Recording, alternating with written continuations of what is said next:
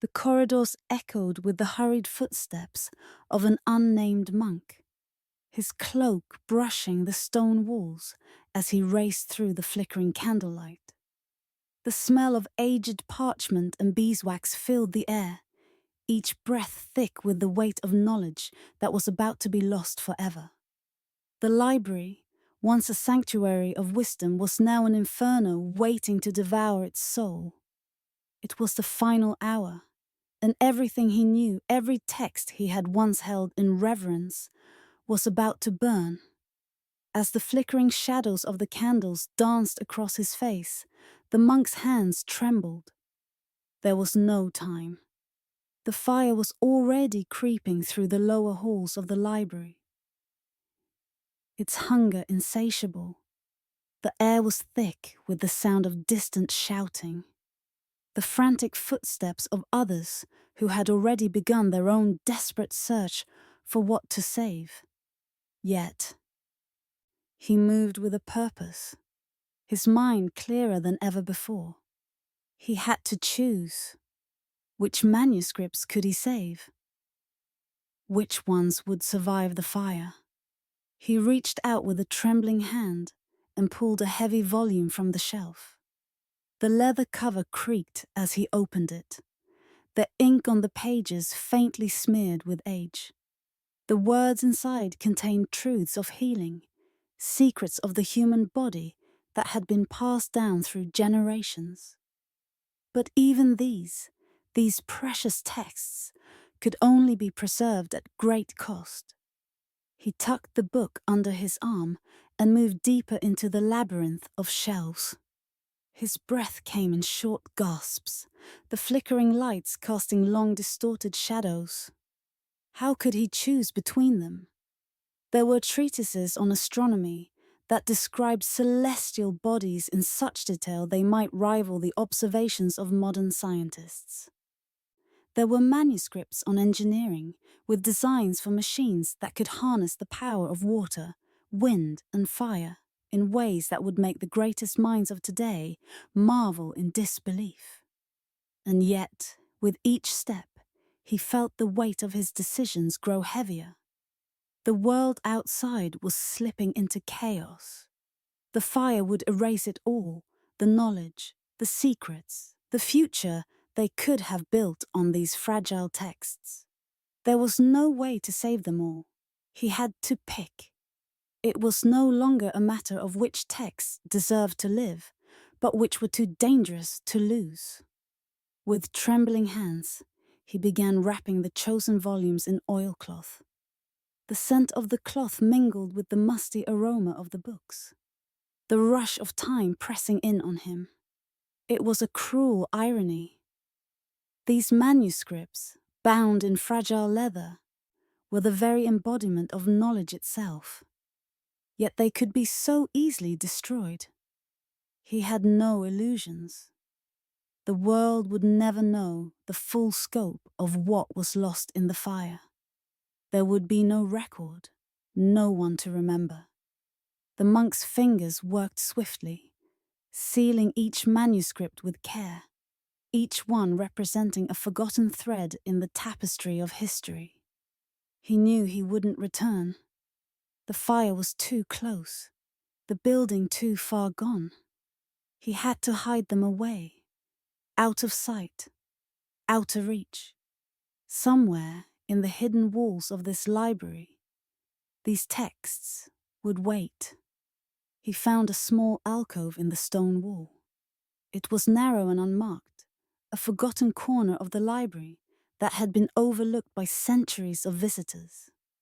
With a final weary glance at the room around him, he slipped the manuscripts inside. Then, with a heavy heart, he sealed the opening, hiding the books away from the world. As the walls closed behind him, the sound of distant shouting grew louder, and the heat of the fire crept closer. He could already hear the crackling of the flames, a warning of what was to come. The knowledge he had just hidden would stay there, entombed in silence, waiting for someone, Sometimes, somehow, to discover it again. The monk stepped away from the wall, his mission complete. He knew, as he moved into the darkness of the hallway, that there would be no returning. And so, the library burned, its flames swallowing the knowledge of centuries, leaving nothing but ash and ruin. But in that hidden corner of the wall, something remained, a secret, a promise, waiting to be uncovered. The monk had made his choice, and in doing so, he had ensured that a small part of what was lost might one day be found. When most of us think of the Middle Ages, we picture a time shrouded in darkness, an era where superstition reigned, knowledge stagnated, and progress ground to a halt. 1,000 years between the fall of Rome and the dawn of the Renaissance. But what if this image of the Dark Ages was not just wrong, but deliberately shaped by forces beyond the passing of time? What if the truth was buried, hidden from us by those who sought to control it? Recent discoveries have begun to shatter this age-old narrative, suggesting that what we believed to be lost time was anything but. Imagine, for a moment, a 13th century English monk, long before Leonardo da Vinci sketched his first flying machine, writing detailed theories on the principles of aviation and submarines. This wasn't the rambling of a dreamer, but the deliberate design of a mind ahead of its time. How could such ideas that should have been the foundation for modern aviation and underwater exploration, disappear from the pages of history? Could it be that they were erased or simply hidden? Now, let's turn to another remarkable revelation. Medieval medical texts that prescribed antibiotics centuries before Alexander Fleming made his groundbreaking discovery in the 20th century. You might think of medieval medicine as crude based on bleeding and prayers, but these manuscripts revealed an entirely different approach. One that sought to fight infection with substances that could prevent death long before penicillin was ever dreamt of. Yet somehow, these remedies never made it into the mainstream. How could these texts have been overlooked or ignored, despite containing knowledge that could have saved countless lives? The surprises don't stop there. Consider the architectural marvels of the time. Buildings and bridges constructed with techniques so advanced, even modern engineers are unable to replicate them. These medieval structures, often buried in the heart of Europe's ancient cities, stand as silent witnesses to an era of extraordinary craftsmanship. Yet, we're often told that these people, who could design and build with such precision, were somehow less advanced than those who followed them. How is it that these stunning achievements were overshadowed by a narrative of ignorance? With each of these examples, we are faced with a question that challenges everything we thought we knew. If medieval scholars possessed such advanced knowledge, why did it vanish? Why was it not carried forward into the light of the Renaissance? Was it simply lost in the march of time? Or did something more deliberate take place? And who, if anyone, stood to benefit from this disappearance? It's a difficult question, one that we've been taught to avoid. Challenging our understanding of history is uncomfortable, even unsettling. After all, what does it say about our own knowledge if the story we've been told is wrong? It's easier to stick to what we've always believed, because to consider the alternative means acknowledging that entire sections of history could have been buried, erased, or misrepresented. We're not just talking about a few misplaced facts, but entire centuries of lost wisdom. But perhaps that's exactly why this matters. If we're to truly understand our past, we have to be willing to confront the idea that what we've learned in textbooks, what we've seen in documentaries, and what we've been taught in schools might not be the full story. History, like knowledge itself, is fragile. It's shaped not only by the people who lived it, but by those who later chose to tell it. And sometimes, the real story is far more complicated than we've ever been led to believe. So, what are we left with? A question. If so much knowledge was hidden, why is it that we still struggle to find it? Was it lost to the ravages of time, or was it deliberately hidden away? To begin to understand this, we need to dive deeper into the mechanics of knowledge loss itself, the forces that conspired to keep these secrets buried for so long. The truth lies in how knowledge dies, how it slips away, quietly and without fanfare, until it's nothing more than a whisper of what could have been. The answer may not be what we expect, but it's one that could change everything we thought we knew. In our minds, knowledge is often thought of as something eternal, something that, once recorded, endures for as long as humanity exists. But in reality, knowledge is fragile, vulnerable to forces both seen and unseen. The most dramatic losses, like the burning of great libraries, are easy to identify. But for every grand disaster, there are countless quiet deaths where knowledge fades into obscurity without leaving a trace. The loss of information doesn't always make a sound. The concept of knowledge half-life helps us understand how this happens. Much like a radioactive element that decays over time, knowledge too diminishes the longer it's left unused or forgotten. Each generation that fails to preserve, transmit, or build upon what came before increases the chance that information will be lost forever. Knowledge that is not applied, studied, or handed down faces its inevitable decay, its extinction. The forgotten truths of the past simply fade into nothingness, leaving behind only the faintest shadow of what was once there. The pre-printing press era made this process even more perilous. Imagine a single manuscript, a book that holds a piece of crucial knowledge, a medical breakthrough, or an architectural design, or a theory that could change the course of history. That book might be the only copy of its kind in the entire world. No backups, no internet. If that manuscript were damaged by water, eaten by insects, misplaced, or, perhaps most tragically, destroyed in a fire, centuries of accumulated wisdom would vanish in an instant. And this wasn't an isolated event. It happened over and over again, with no way to recover what was lost. But even when these fragile texts survived, their preservation was far from guaranteed. Medieval scholars often wrote in a specialized language.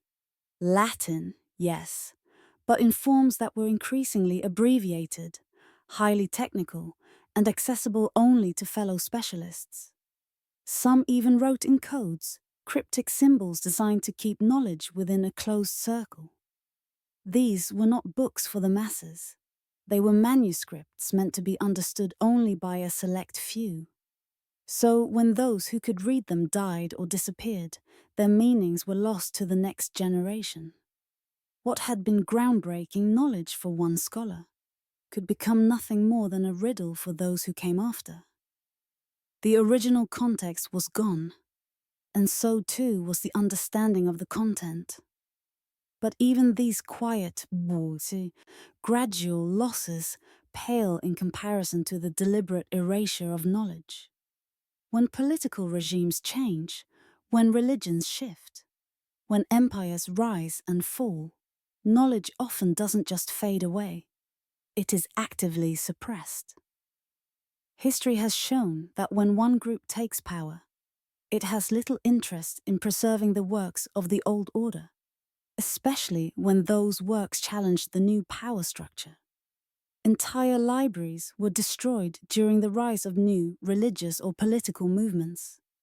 The Inquisition, the Crusades, the Protestant Reformation, all of these events were marked by massive purges of texts deemed dangerous or heretical. What's more, those in power often destroyed more than just physical books. They sought to erase entire bodies of thought, ideas that conflicted with their narrative of truth.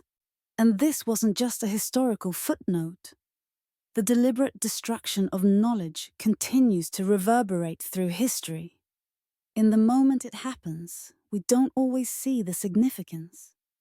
What seems like a minor loss, an obscure text, an unimportant manuscript, might be the key to unlocking an entire realm of understanding. But when that key is lost, it takes centuries for us to even realize what was taken from us. It's not just that books burned or libraries fell. It's that these losses actively remove the very foundation on which future knowledge was built. When the texts are gone, so too is the thread that could have led to new discoveries. In a sense, knowledge didn't just vanish from libraries. It was pulled out of the collective memory of humanity. Sometimes, it only took a single generation for advanced techniques to be forgotten, for once groundbreaking concepts to become incomprehensible mysteries. What we're left with now are the ghosts of ideas that might have shaped a different world, had they been allowed to survive. The haunting reality is that the disappearance of knowledge is never clean. It leaves behind unanswered questions and unfulfilled potential. And so, we must ask ourselves, what remains? What pieces of this lost knowledge are still hidden, tucked away in forgotten corners, buried beneath layers of time? And what have we missed because the knowledge of the past was deliberately erased from our collective memory? The question, of course, is not just what was lost, but what was taken from us. What knowledge was deliberately erased, and who stood to benefit from its disappearance? These are the questions we must explore as we uncover the true story behind the forces that shaped our understanding of the past. In 1204, an army of Christian soldiers, men on a mission to reclaim the Holy Land, changed the world in ways that have largely been forgotten. The Fourth Crusade, instead of taking the fight to Jerusalem, turned inward and turned its sights on Constantinople, one of the greatest cities in the medieval world. When they breached the walls of the city, they didn't just loot treasures of gold and silver, they destroyed something far more precious, irreplaceable knowledge. In 3 days, they erased centuries of accumulated wisdom, more than what the so-called Dark Ages had ever lost. Constantinople wasn't just a city. It was the intellectual capital of the medieval world. Its libraries held the largest collection of Greek, Roman, and early Christian texts, some of which had been preserved for over 1,000 years. Ptolemy's advanced astronomical calculations, Galen's comprehensive medical encyclopedia, engineering texts that explained the secrets of Roman concrete, and the Byzantine technique of Greek fire.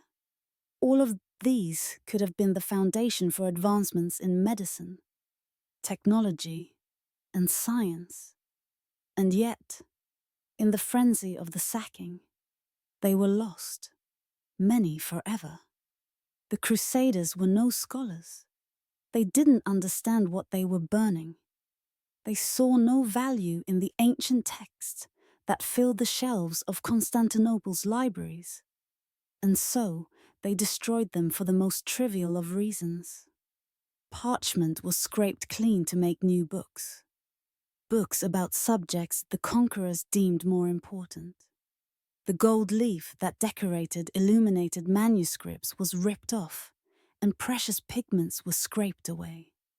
What had been laboriously written, pained and bound over the centuries, was reduced to scrap, In the chaos, soldiers used medical treatises to stoke the fires. Imagine the horror of watching soldiers toss scrolls containing mathematical proofs, some of which wouldn't be rediscovered for centuries, into the flames. These were the works that could have propelled humanity forward. But they were reduced to nothing but ash. Children played with scrolls containing the very knowledge that could have changed the world, casting them aside in favor of more immediate, fleeting pleasures. Jewels that had once adorned the covers of priceless manuscripts were pried off and sold, while the contents of those books were discarded into the rain, abandoned to decay and disintegration. This wasn't a simple act of looting.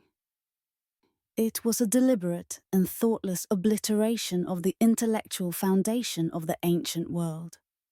In their blind fervor, the Crusaders destroyed not only what was valuable to them, but also what had been invaluable to the future. The irony was staggering. Men who called themselves Christians, who purported to fight for the faith, destroyed Christian texts along with everything else. Religious conflict wasn't the driving force here. What occurred in those 3 days was barbarity dressed up as righteousness. A holy mission, they claimed. Yet they desecrated the very words that might have brought enlightenment, healing, and understanding. We know some of what was lost because of the references to it in texts that survived.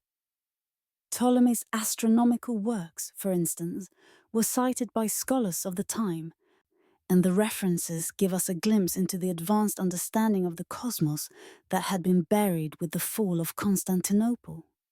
Galen's medical encyclopedia, which detailed sophisticated knowledge of anatomy and treatment methods, was also cited in surviving works, showing us the depth of ancient medical wisdom that disappeared in the fires of the sack.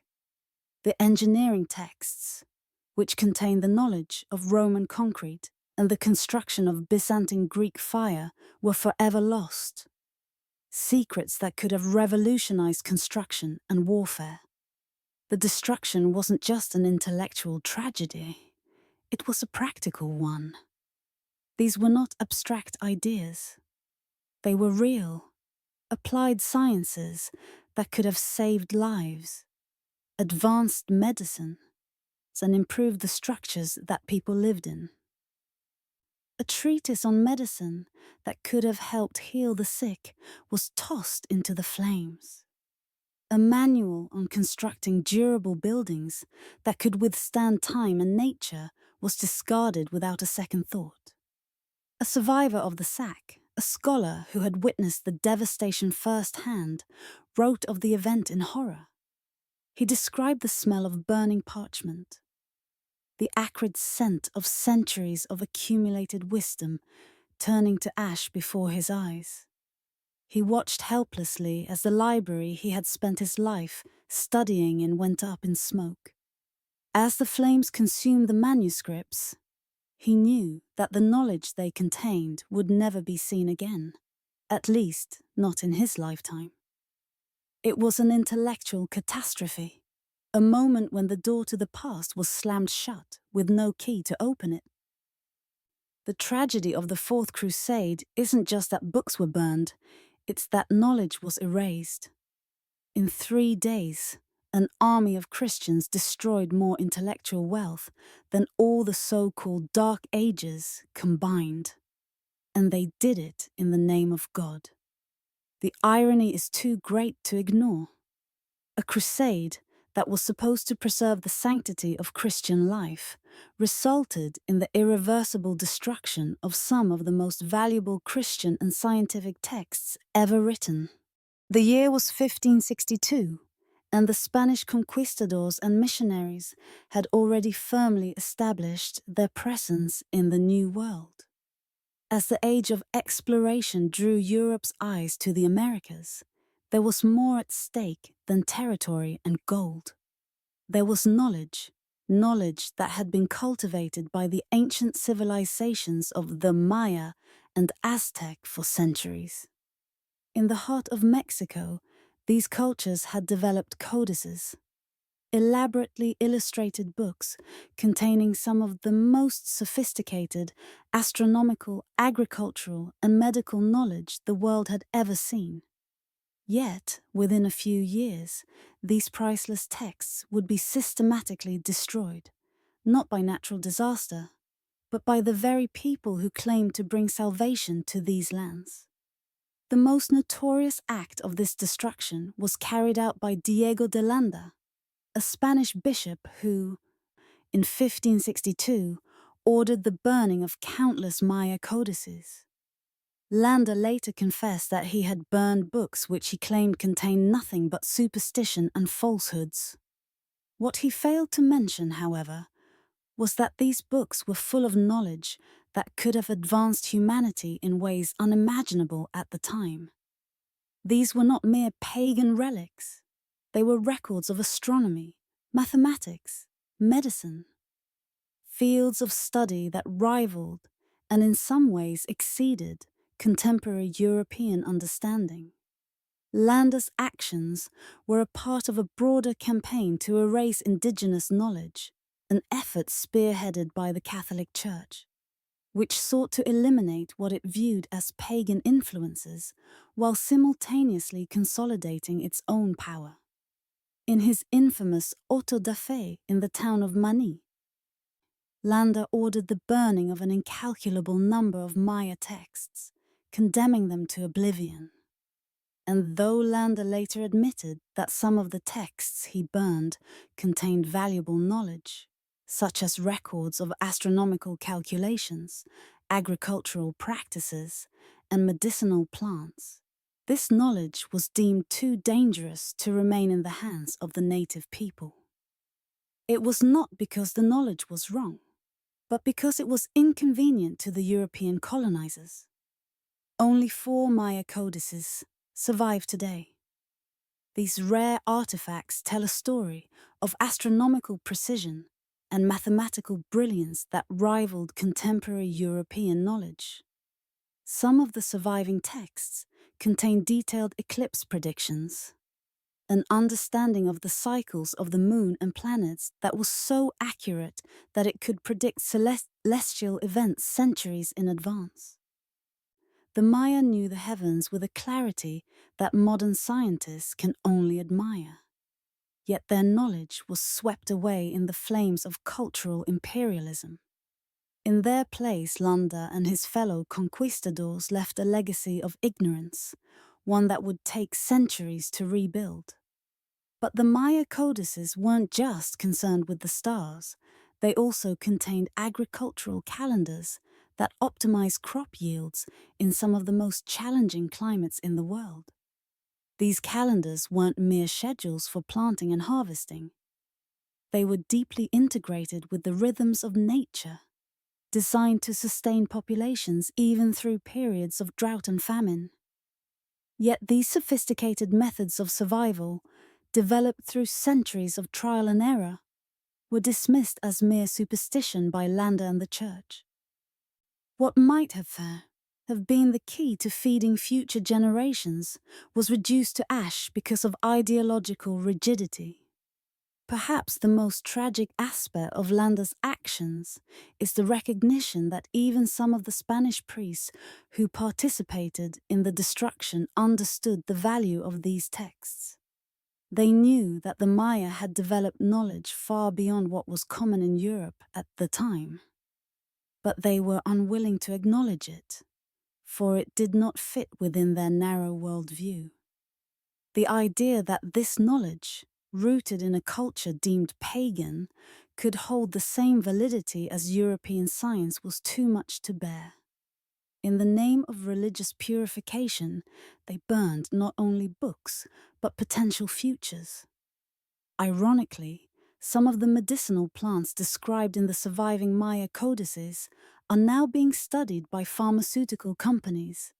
As they demonstrate genuine medical efficacy, plants once considered magical by the conquerors are now being researched for their potential to cure diseases.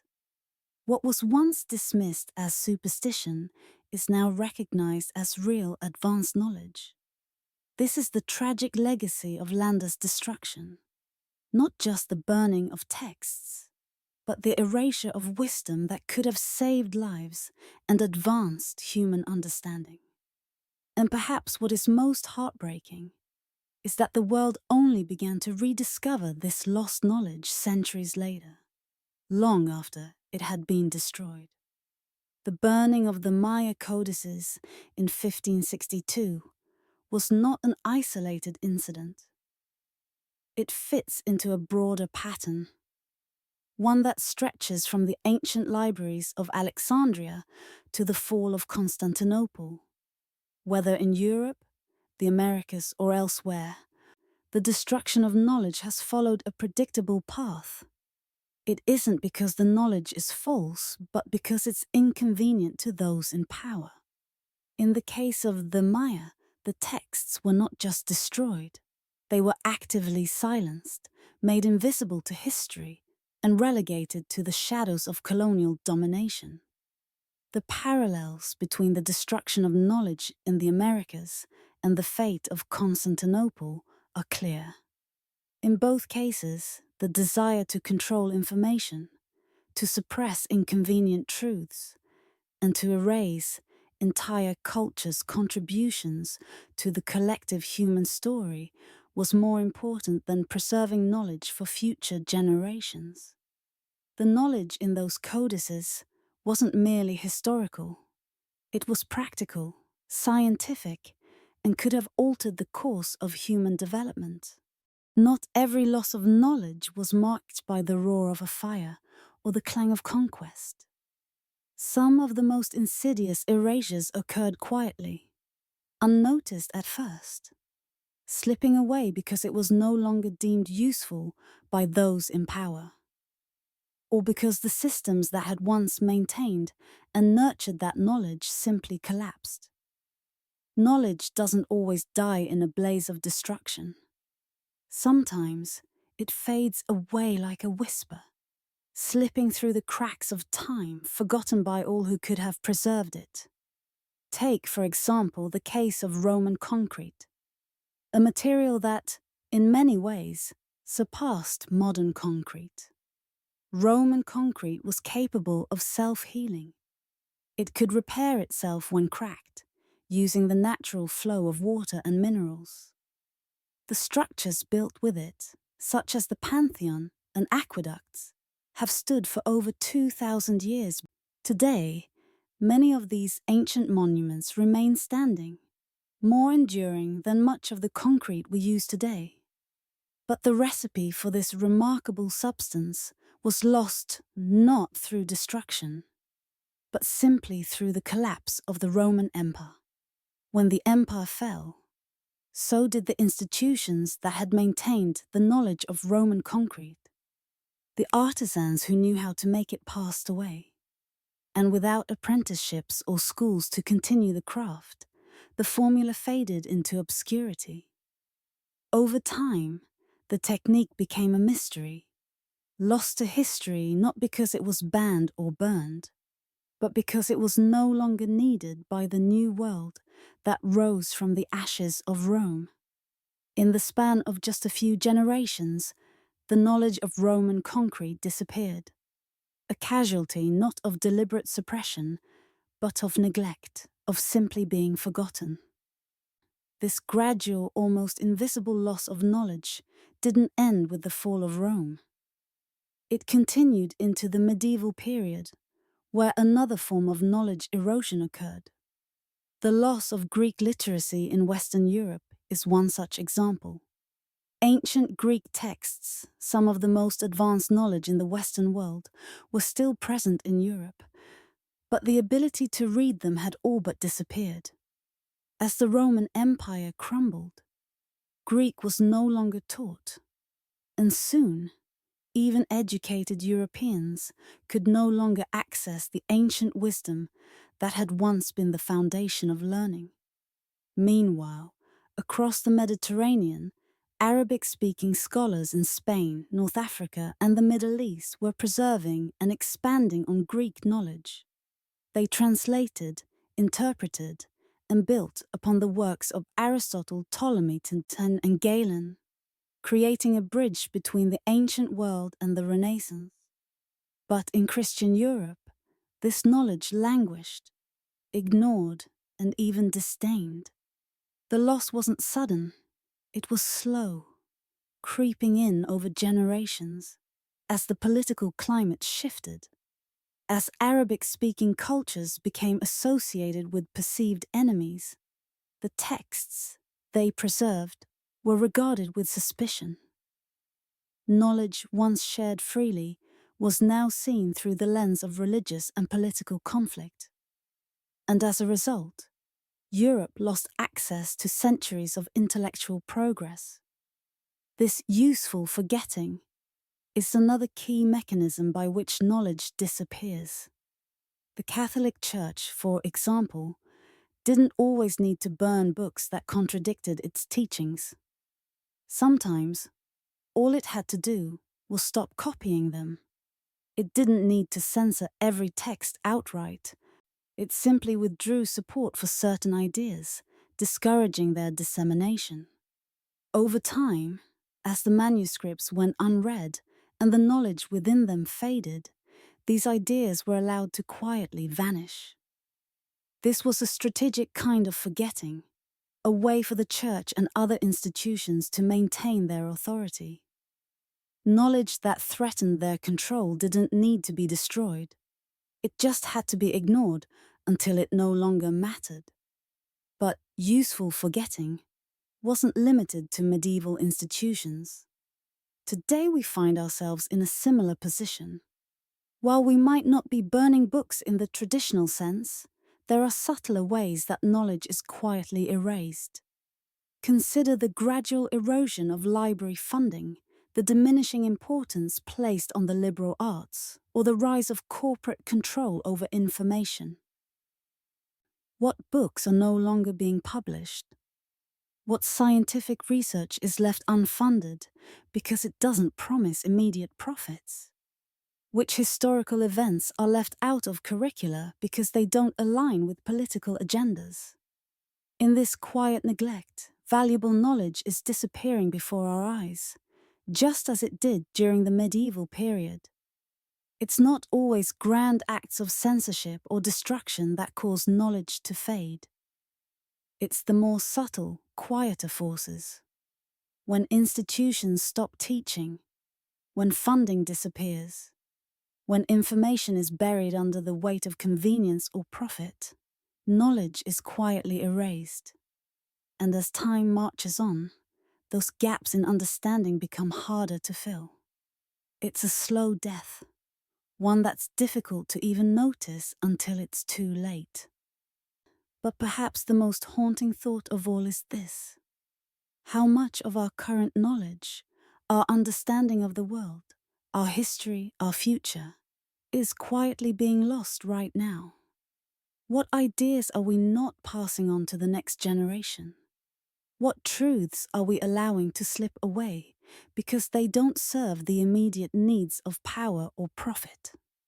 The most effective censorship doesn't involve flames. It involves library budgets, curriculum decisions, and the quiet choice of what not to teach the next generation. Imagine a forgotten manuscript, its pages worn and faded with age, the ink barely visible to the naked eye. It seems like nothing more than an ancient relic, destined to sit quietly on a shelf, never to reveal its secrets. But what if we told you that beneath those words lies something else entirely? Something that was never meant to be forgotten, buried instead beneath layers of history and time. This is the story of the palimpsest, an extraordinary relic of the past, and how modern technology is unlocking the hidden knowledge it contains. A palimpsest is a manuscript that has been scraped clean and reused. In an age when parchment was costly and laborious to produce, Scribes would often erase less important texts to make room for more urgent writings, usually prayer books or religious texts. The irony is that they never knew that traces of the original writing would remain embedded in the parchment itself. These traces, invisible to the naked eye, are now being revealed through cutting-edge imaging technology. By using ultraviolet light, infrared imaging, and X-ray fluorescence, modern scientists are uncovering the words that had been buried for centuries, effectively breathing life back into long-lost knowledge. One of the most dramatic and breathtaking examples of this revelation came in 1906 with the discovery of the Archimedes palimpsest. At first glance, this manuscript appeared to be nothing more than a medieval prayer book. It had been written over an ancient text, but at the time of its discovery, only the prayers were visible. For years, it sat in a museum collection, largely overlooked. But the true treasure within it would remain hidden until the 21st century, when technology advanced to the point where it could reveal what had been lost. Using multispectral imaging techniques, researchers began the painstaking work of peeling back the layers of the palimpsest. With each careful scan and adjustment, the faint remnants of Archimedes' work began to emerge, like ghostly letters rising from the page. Beneath the medieval prayers, researchers discovered mathematical proofs that had been lost to history, works that predated calculus by centuries. Archimedes, the ancient Greek mathematician, had devised methods of mathematical reasoning that would have transformed physics had they not been erased. He had developed concepts so advanced they would not be fully realized until centuries later, with the rise of calculus and modern physics. Yet, this knowledge was buried beneath the prayers of a monk, who, in seeking to create a sacred text, unknowingly destroyed a legacy that could have advanced human understanding by hundreds of years. The emotional journey of this discovery is nothing short of a detective story. Imagine scientists in laboratories carefully positioning ancient pages under multispectral cameras, watching as the ghostly remnants of Archimedes' work come to life on computer screens. The feeling of shock and awe as researchers realize that this lost knowledge still exists, tucked away in the fibers of parchment, is something few of us will ever experience. But for those involved in the process, it was a slow, painstaking journey. Reading fragmented texts, deciphering the faded remnants of ancient symbols, and piecing together a story that had been silenced by time. Each new piece of the puzzle revealed something that had been taken from humanity, something that could have shaped the course of history had it not been erased. And yet, the Archimedes palimpsest is not the only discovery of its kind. In recent years, the explosion of similar findings has sent ripples through the academic world. Dozens of palimpsests, once thought to contain nothing more than religious prayers or religious tracts, are now being re-examined with modern imaging techniques, and each month brings new revelations. What was once thought to be lost forever is now returning to us, fragment by fragment, like the forgotten pages of a once closed book. But perhaps the most striking aspect of the Archimedes palimpsest is the bitter irony it presents. A monk, trying to preserve sacred knowledge, unknowingly destroyed something that could have revolutionized science and mathematics. The prayers they wrote, full of piety and devotion, endured for over 800 years. The mathematics that was scraped away, math that could have changed the world, was forgotten for centuries, only to be rediscovered now, in our own time. The Archimedes palimpsest is more than just an ancient document. It is a symbol of the hidden truths that lie just beneath the surface of history, waiting to be rediscovered. It represents the lost knowledge that we, as a species, have so often overlooked, discarded, or forgotten. And now, as technology advances, we have the chance to recover some of that knowledge, not just for academic curiosity, but for the potential it holds to shape our future. Imagine a book, locked behind an impenetrable cipher, its pages filled with strange, unreadable text and vivid illustrations of plants, astronomical diagrams, and pharmaceutical recipes. For centuries, it was a mystery that baffled scholars and code breakers alike, a puzzle that seemed impossible to solve. This is the story of the Voynich manuscript, the most famous unsolved coded book in history. Created in the early 15th century, it has puzzled historians, linguists, and cryptographers for over 600 years, with its language and symbols remaining stubbornly elusive. But in recent years, new technology has begun to crack the code, revealing the first glimpses of what has been hidden for so long. The Voynich manuscript contains intricate drawings of unknown plants, stars, and strange chemical symbols, accompanied by a text written in an undeciphered alphabet. For years, it was thought to be a medieval hoax or an elaborate work of art, with no meaning behind it. But recent breakthroughs, including artificial intelligence, AI, analysis, suggest that the manuscript uses multiple ciphers simultaneously. The first translated phrase that I managed to decode. She made recommendations to the priest. A simple, innocuous sentence, yet it opened a door to a flood of questions. What secrets does this manuscript hold? What was so dangerous about this knowledge that it had to be encoded? The Voynich manuscript is just one example of a long tradition of medieval encryption. Contrary to popular belief, sophisticated encryption didn't begin with World War II. Medieval scholars developed complex cipher systems to protect valuable knowledge from the authorities. The need for such encryption arose from the real threat of persecution.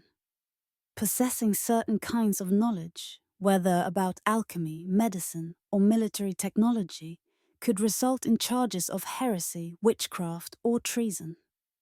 The consequences of being caught with forbidden texts were severe, often leading to execution or torture.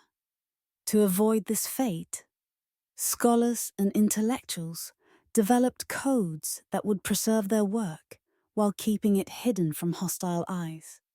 One fascinating category of encrypted manuscripts includes alchemical texts. These works, which were filled with intricate recipes for turning base metals into gold or discovering the elixir of life, often contained real chemical processes camouflaged in symbolic language. The alchemists knew that the knowledge they held was valuable, but also dangerous, so they encoded their writings to protect them from being seized and destroyed. In some cases, these texts were written in elaborate ciphers that combined Latin symbols and numbers, making them nearly impossible to read without understanding the hidden key. Similarly, medical manuscripts from the medieval period also contained encoded information, especially on topics the Church vehemently opposed, such as contraceptive and abortifacient recipes. At the time, the Church held enormous power over what could be known and taught about the human body, particularly when it came to matters of reproduction. Knowledge that went against Church doctrine, knowledge that could potentially give women more control over their bodies, was seen as a threat. As a result, medical scholars encoded these controversial recipes, using complex codes and obscure symbols to keep them hidden from inquisitive authorities. Even engineering documents were not immune to this need for encryption. Military technology, particularly siege warfare and weapons design, was kept secret by those who understood the value of these advancements. In a world where military power was a key to survival, the possession of certain engineering knowledge, like how to construct powerful siege engines or the development of new forms of armor, was often concealed in cryptic text to prevent it from falling into the wrong hands. The development of these codes was a cat-and-mouse game between scholars trying to preserve valuable knowledge and authorities determined to suppress it. Some codes were simple substitution ciphers, where one letter was replaced by another. Others were staggeringly complex, using multiple languages, mathematical patterns, and mnemonic systems. Scholars and scribes would sometimes hide their secrets in plain sight, embedding hidden messages in the margins of texts or using strange symbols that only a select few could decode. These encrypted manuscripts were, in essence, an intellectual rebellion, a way to safeguard forbidden knowledge from those who sought to control it. Incredibly, some of these encrypted texts have been successfully decoded, only to reveal further mysteries.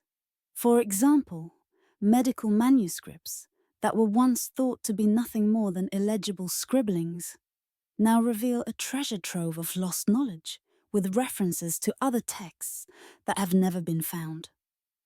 This creates a kind of web of lost knowledge, where each new discovery points to more questions, more manuscripts to be found. It's a puzzle that is still being pieced together today. Modern decoding efforts have brought together computer scientists, linguists, and historians in a collaborative effort to crack these centuries-old puzzles.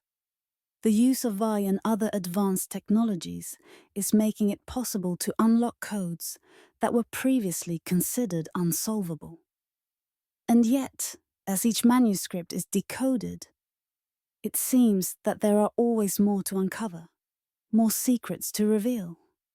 The stories that have been buried for centuries are slowly coming to light, one cipher at a time. In the quiet corners of medieval manuscripts, hidden in the margins of sacred texts or classical works, lies a treasure trove of knowledge that has been largely overlooked for centuries. These tiny notes, often dismissed as casual doodles, jottings, or offhand comments, have turned out to be more than just scribbles. They are fragments of extraordinary knowledge that were preserved by accident, tucked away in the most unexpected places. As researchers sift through the pages of medieval manuscripts, they are uncovering pieces of lost science, engineering, medicine, and mathematics, crucial knowledge that might otherwise have been lost to time. One of the most remarkable examples of this accidental preservation of knowledge comes from a 12th century English manuscript on astronomy. At first glance, the manuscript appears to be a standard religious text. However, a closer inspection reveals a set of marginal notes written by the scribe that describe a precise method for calculating longitude, an astronomical problem that European navigators wouldn't officially solve until the 18th century with the invention of chronometers. In the margins of this otherwise unassuming manuscript, the scribe jotted down a method for determining longitude at sea, a technique that would have revolutionized navigation had it been rediscovered earlier. The scribe's casual note, tucked in a forgotten corner of a dusty manuscript, may have prevented countless shipwrecks if it had been recognized and put to use. In another manuscript, this one a prayer book, a scribe added detailed mechanical diagrams in the margins. These diagrams depicted intricate gear systems, an early understanding of mechanical engineering that historians once dismissed as fantastical. The drawings were so detailed that when modern engineers attempted to recreate them, they found that the gear systems actually worked.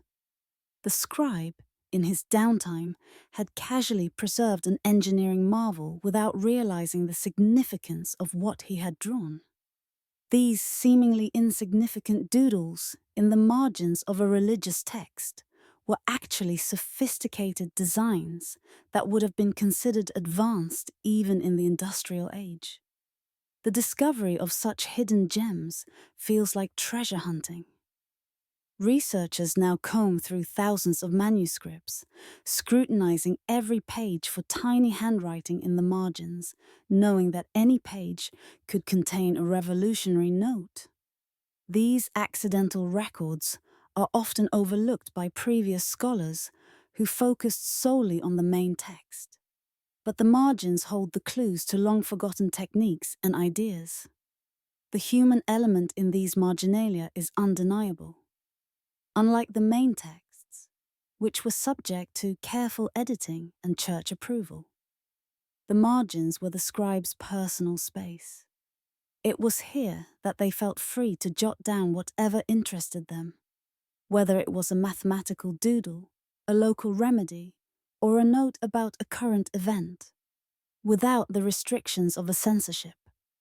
The importance of these marginalia cannot be overstated. Some of the notes are recipes for medicines that have been proven to work through modern analysis. These remedies, once dismissed as superstition, are now seen as valuable contributions to early medicine. Some of the notes contain mathematical proofs, others sketches of engineering systems, and still others ideas that represent long-lost knowledge. What is most poignant, however, is the realization that many of these margin notes begin with phrases like, "I should remember to," or "my teacher told me," followed by advanced concepts that the scribe thought were commonplace, but which, in hindsight, represent lost techniques. The most striking thing about these margin notes is that the scribes who wrote them had no idea what they were preserving. They weren't making history. They were just individuals, curious about the world, jotting down thoughts in the margins of their work. To them, these ideas were everyday knowledge. They had no sense that centuries later, scholars would be poring over their scribbles, uncovering techniques and wisdom that had been buried in the margins of history. These were not distant scholars of some grand academic institution. These were monks and scribes, often working in the quiet solitude of monasteries, doing the work of preserving knowledge while also contributing their own insights, observations, and discoveries. In a way, these margin notes offer a more human connection to the past. The scribes were not just academics. They were individuals with personal curiosities, working in a world where knowledge was fragile, where information could be lost or suppressed, and where even the most mundane thoughts might carry the seeds of future breakthroughs. Their casual jottings have provided us with glimpses into a world of lost understanding, and their scribbles, though seemingly insignificant, have become some of the most important discoveries of all. In the 10th century, a physician sat at his desk, carefully transcribing medical recipes that had been passed down through generations. Among these recipes was one that seemed strange, even by the standards of his time. A salve for eye infections made from garlic, wine, and cow bile. To modern eyes, this might have seemed like an ancient superstition, a bizarre combination of ingredients with no real scientific basis. But what if this recipe was more than just folk medicine? What if it contained the key to a medical breakthrough that would astonish modern science?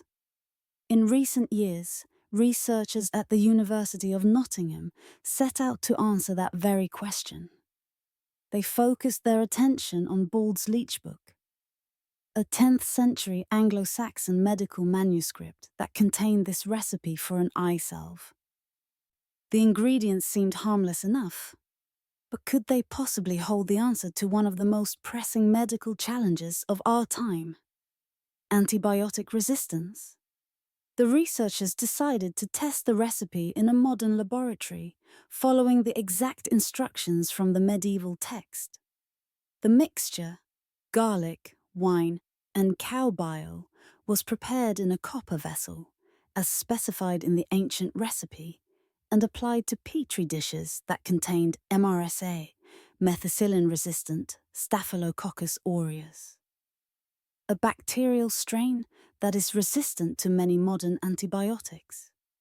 What happened next shocked the researchers. The ancient salve eradicated the MRSA colonies completely.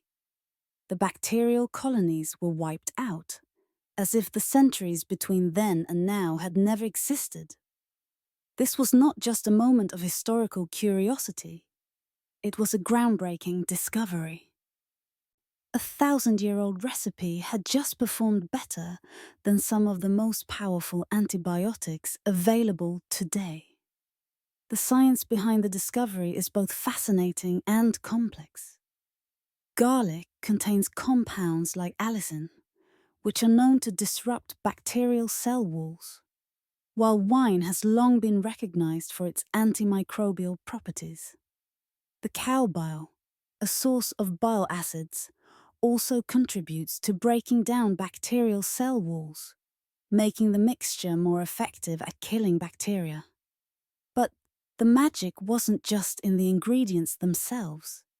The recipe's specific brewing time, the use of a copper vessel, and even the careful instructions provided in the text, all contributed to creating a powerful compound that could fight bacterial infections.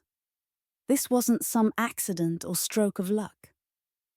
The medieval physician who compiled the recipe was not relying on superstition. They had a sophisticated understanding of how certain compounds could interact with and destroy bacteria. This knowledge, while not advanced in the way we understand antibiotics today, was incredibly effective, and it had been forgotten for centuries.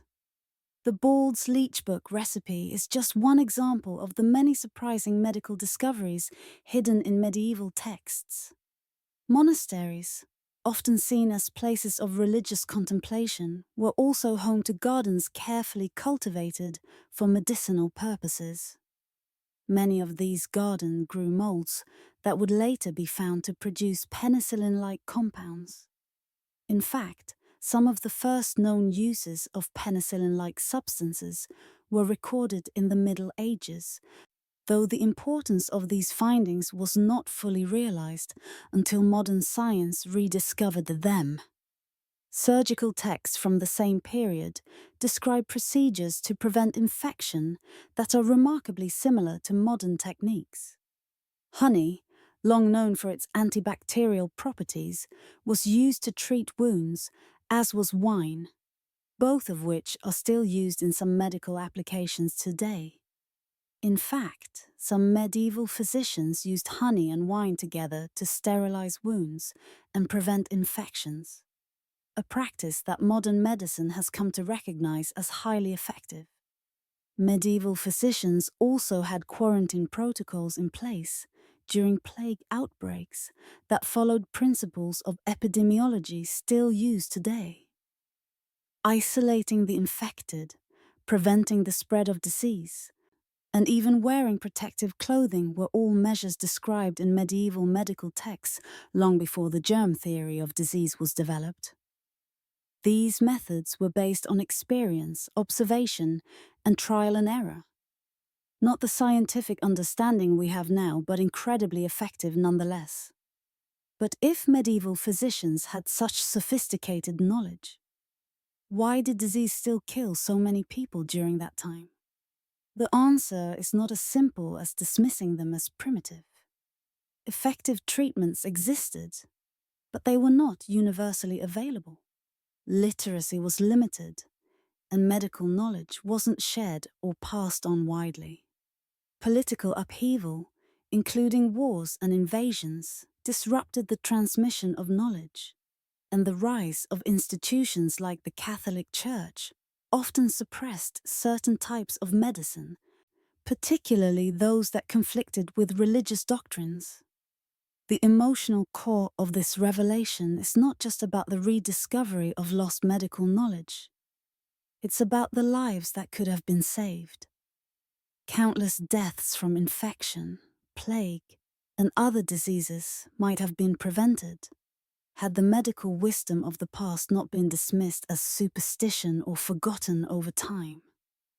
Imagine a world where Bald's Leech Book was more than just a curiosity, where its lessons were passed down through the generations, where the knowledge it contained was given the recognition it deserved. The lives saved could have been immeasurable. The irony is bitter. Modern medicine, with all its advancements, is only now rediscovering what medieval physicians knew long ago. We are left to wonder how many other valuable remedies, cures, and medical insights were buried in forgotten texts, dismissed as irrelevant, when they might have changed the course of history. When we think of medieval surgery, the image that often comes to mind is one of crude instruments, unsanitary conditions, and rudimentary techniques. Perhaps the image of a barber surgeon performing a bloodletting or the use of leeches. This perception, deeply rooted in modern ideas of the Dark Ages, couldn't be further from the truth. The reality is that medieval surgeons possessed a far more sophisticated and precise understanding of human anatomy and surgical procedures than we typically credit them with. In fact, some of their techniques rival those used today, and a number of modern medical advancements are now being traced back to their work. One of the most striking pieces of evidence comes from a 13th century skeleton discovered during an archaeological excavation in Italy. The man's skull bore signs of a complex surgical intervention, a trepanation, or the removal of part of the skull to relieve pressure on the brain. CT scans revealed that the surgery had been performed with remarkable precision. The skull showed evidence of bone regrowth, indicating the patient survived the procedure and lived for several years afterward.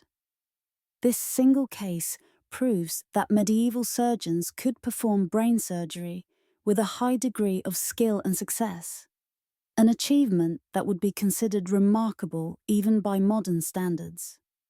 The survival rate of such procedures in the 13th century would likely have been around 90%. A testament to the sophistication of the technique. This case, however, is just the tip of the iceberg. To fully understand the depth of medieval surgical knowledge, we must also look at the written records left behind. One of the most important sources is Roger of Salerno's Practice of Surgery from 1180. This text provides detailed descriptions of surgical procedures that would not be out of place in modern surgical manuals. Salerno's work outlines methods for treating compound fractures, performing cataract surgery, and repairing hernias. What's most striking is his description of antiseptic techniques, which were centuries ahead of their time. For example, he recommended the use of wine as an antiseptic, a practice that modern medicine would rediscover and validate centuries later. He also described the use of heated instruments to minimize infection, a method that would be recognized today as an early form of sterilization. Salerno's manual is just one example of the many texts produced in medieval medical schools, particularly in Salerno, Montpellier, and Bologna, where surgeons and physicians trained rigorously for years. These schools were among the first to offer formal training in surgery, allowing physicians to study anatomy, sometimes through dissection, despite church restrictions. and developed detailed manuals on surgical procedures. The level of detail in these texts reveals a deep understanding of human anatomy and physiology, far beyond what was previously assumed for this period. The medieval understanding of surgery wasn't limited to written texts. Archaeological discoveries of medieval surgical instruments provide even more evidence of their advanced techniques. Instruments such as scalpels, retractors, and bone saws have been found in the various archaeological sites, and they are nearly identical to their modern counterparts. The design of these tools, shaped by the needs of the human body, not the whims of fashion, remains strikingly similar to those used in modern surgeries.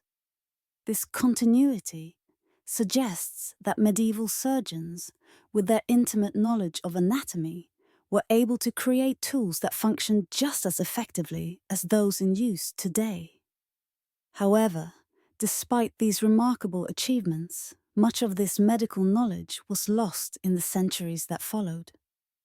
The Black Death, which decimated Europe's population in the 14th century, killed a disproportionate number of physicians, resulting in a massive loss of medical knowledge and disruption in apprenticeship systems. At the same time, religious and political conflicts between Islamic, Jewish, and Christian medical communities often hindered the sharing of knowledge across cultures. In the centuries that followed, much of medieval medical knowledge was dismissed as primitive. As the Renaissance and later centuries focused on redefining medicine in the context of new theories and technologies. This regression of knowledge is one of the most tragic aspects of the medieval period. The surgical techniques that had been so advanced in the 13th century seemed to be forgotten by the 1600s. The methods that could have saved countless lives, brain surgery, antiseptic procedures, and sophisticated wound care, were lost to history. The knowledge didn't evolve. It regressed, as if the intellectual advances of the medieval period had been erased from the collective memory of medicine. Ironically, much of what was lost in those centuries is now being rediscovered by modern physicians. Today, doctors are studying medieval surgical texts to find solutions to the pressing medical challenges of our time, including antibiotic resistance and surgical complications. For example, medieval texts detailing the use of honey and wine to treat infections are now being revisited as part of a new interest in natural antibiotics and wound care. What once seemed like an outdated and barbaric form of medicine is now being recognized as a sophisticated, effective approach to treatment, one that could provide valuable insights into how we fight infection in the modern world. In a dimly lit scriptorium in 15th century Wales, a monk carefully copied down a recipe that he believed could cure an ailment as old as humanity itself: depression. The combination of herbs described in this manuscript included St. John's wort and saffron, both commonly used in the medieval world for their supposed therapeutic effects. To modern eyes, it might have seemed like little more than folklore, an ancient remedy for a complex condition. Yet, modern science is now catching up with what medieval healers knew centuries ago. Research into the chemical properties of these plants has confirmed what the monk likely suspected. St. John's wort, long used for its mood-lifting properties, contains compounds called hypericin and hyperforin. These compounds function as natural selective serotonin reuptake inhibitors, SSRIs, a class of drugs commonly prescribed today for treating depression and anxiety. Meanwhile, saffron, a fragrant spice often found in medieval remedies, contains crocin, a compound that has demonstrated antidepressant effects in clinical trials. These were not wild guesses or superstitions, they were empirically observed treatments, refined and passed down over generations, long before the advent of modern psychiatry. This revelation serves as a powerful reminder that medieval pharmacological knowledge was not merely based on folklore, but rather a careful, empirically driven process of observation and experimentation. Monks and physicians systematically documented the plants they used and their effects, often refining their treatments over decades, even centuries. The knowledge contained in these ancient manuscripts is not just of historical interest, it is proving to be the basis for modern medicine. But this was only the beginning of a far more extensive pharmacological tradition that spanned centuries and cultures. In fact, the medieval period is full of plants and remedies whose medicinal properties modern science is only now beginning to validate. Digitalis, derived from the foxglove plant, was used by medieval physicians to treat heart conditions. Today, it remains a cornerstone of modern cardiac care, with digitalis derivatives still prescribed to regulate heart rhythm. Similarly, willow bark, a common medieval remedy for pain and fever, was the precursor to aspirin, one of the most widely used painkillers in the world. Artemisia, used by medieval herbalists to treat parasitic infections, led to the discovery of artemisinin, the Nobel Prize-winning drug that revolutionized malaria treatment. These examples barely scratch the surface. Dozens of other plants and herbal remedies mentioned in medieval texts are now being investigated by pharmaceutical companies. The journey from ancient herbalism to modern drug development involves a complicated process. Researchers screen medieval herbals to identify potential candidates. Chemists isolate the active compounds, and clinical trials validate or disprove their efficacy. Some of these medieval remedies prove ineffective, while others work, but for reasons medieval physicians could not have known. Still, some work exactly as described, illustrating the extraordinary depth of understanding possessed by medieval herbalists. However, this process isn't without tension. In the modern world, pharmaceutical companies have increasingly relied on traditional knowledge to create new drugs. Yet this knowledge is often sourced from communities that have preserved it for generations, without any compensation. The patents granted for compounds derived from these plants rarely benefit the indigenous or local communities that maintained and developed this knowledge. At the same time, these same communities are often dismissed by the medical establishment, with folk remedies being ridiculed or ignored by modern science until their potential is proven by rigorous clinical trials. Medieval monastic gardens were one of the earliest research stations for medicine, where monks cultivated plants specifically for medicinal purposes. These gardens were both pharmacies and laboratories, and monks meticulously documented their observations, noting the effects of various plants on health and disease. The monasteries became centers of healing knowledge, with recipes and remedies being refined over centuries. But this invaluable store of knowledge has not come without loss. Many of the plant species used by medieval physicians are now extinct or critically endangered, representing a potential loss of future medicines that could have come from these plants. Even now, the work is far from complete.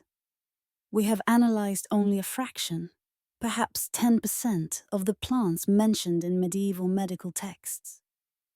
Thousands of potential remedies still await investigation, many of which could hold solutions to modern health crises. This is an urgent reminder that traditional medicine is not a relic of the past, but a living, evolving source of knowledge, one that continues to shape our medical future. The tension between modern medicine and traditional herbalism is a microcosm of a larger cultural and economic issue. While the pharmaceutical industry extracts compounds from ancient texts, they do so without acknowledging the cultures that have long known the value of these plants.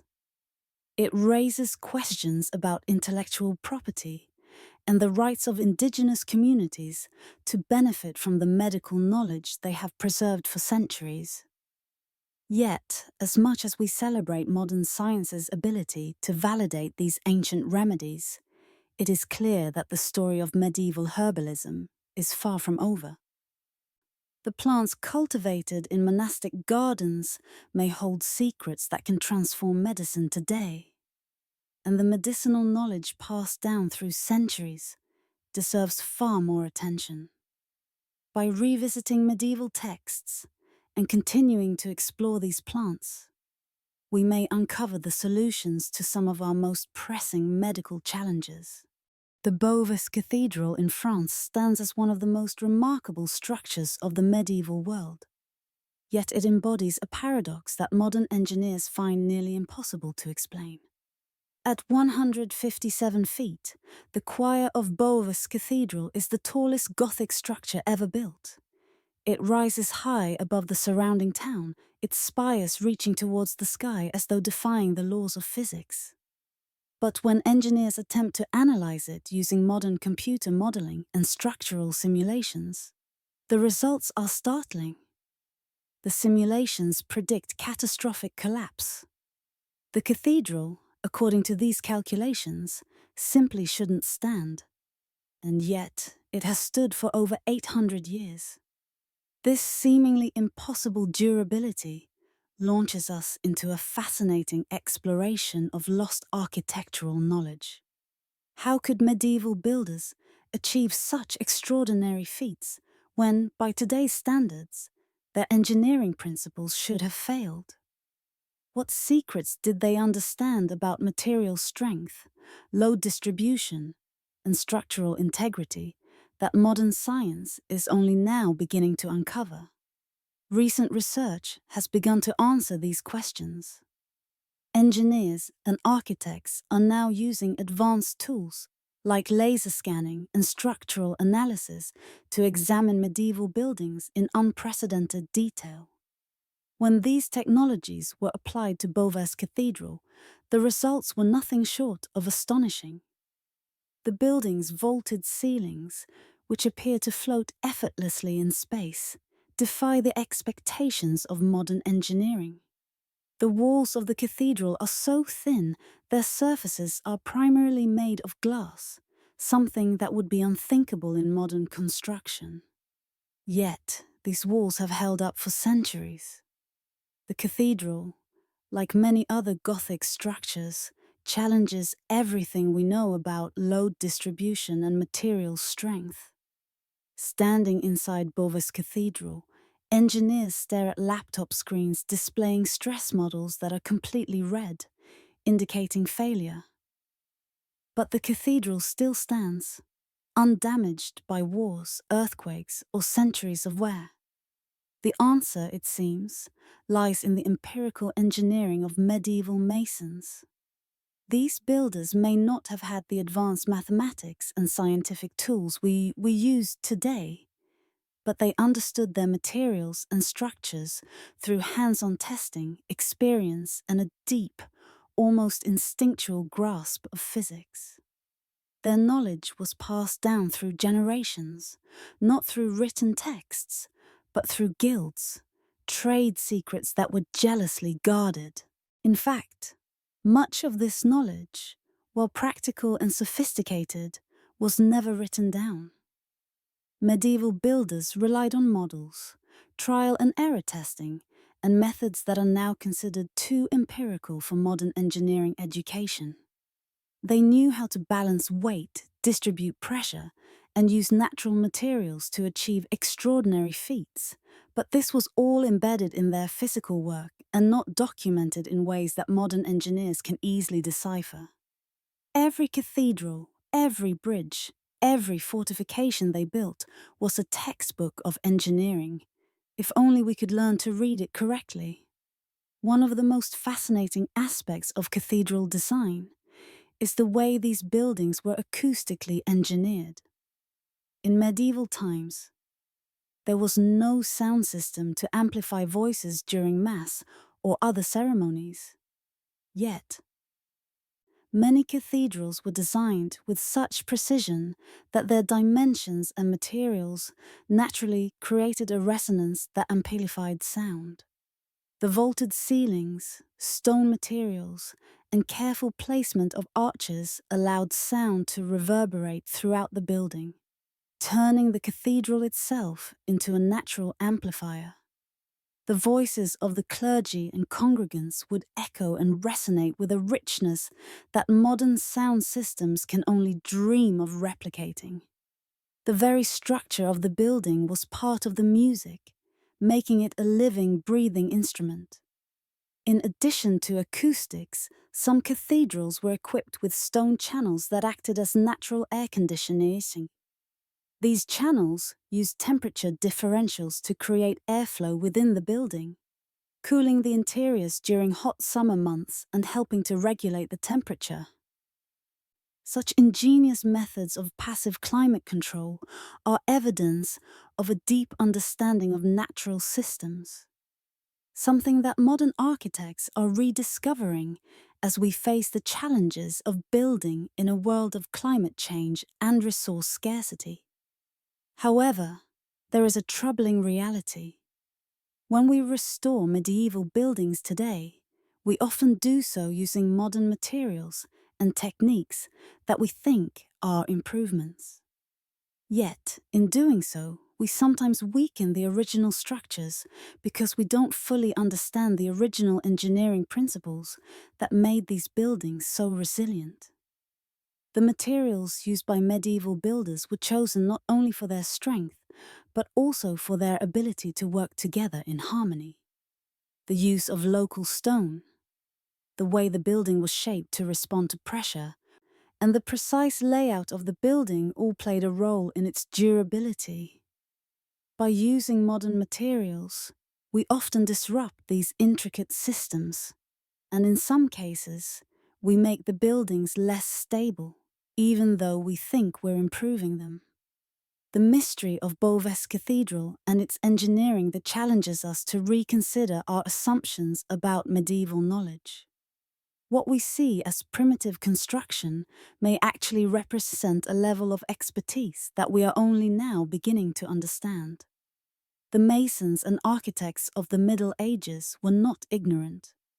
They were masters of their craft, possessing a kind of knowledge that we have yet to fully decode.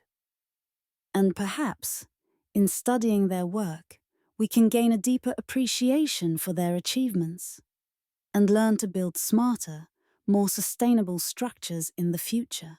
Modern concrete is a marvel of the industrial age.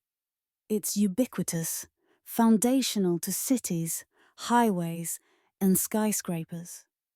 But despite its prevalence and importance, it has a critical flaw. It doesn't last. Over time, cracks, weakens, and deteriorates. This creates an urgent paradox.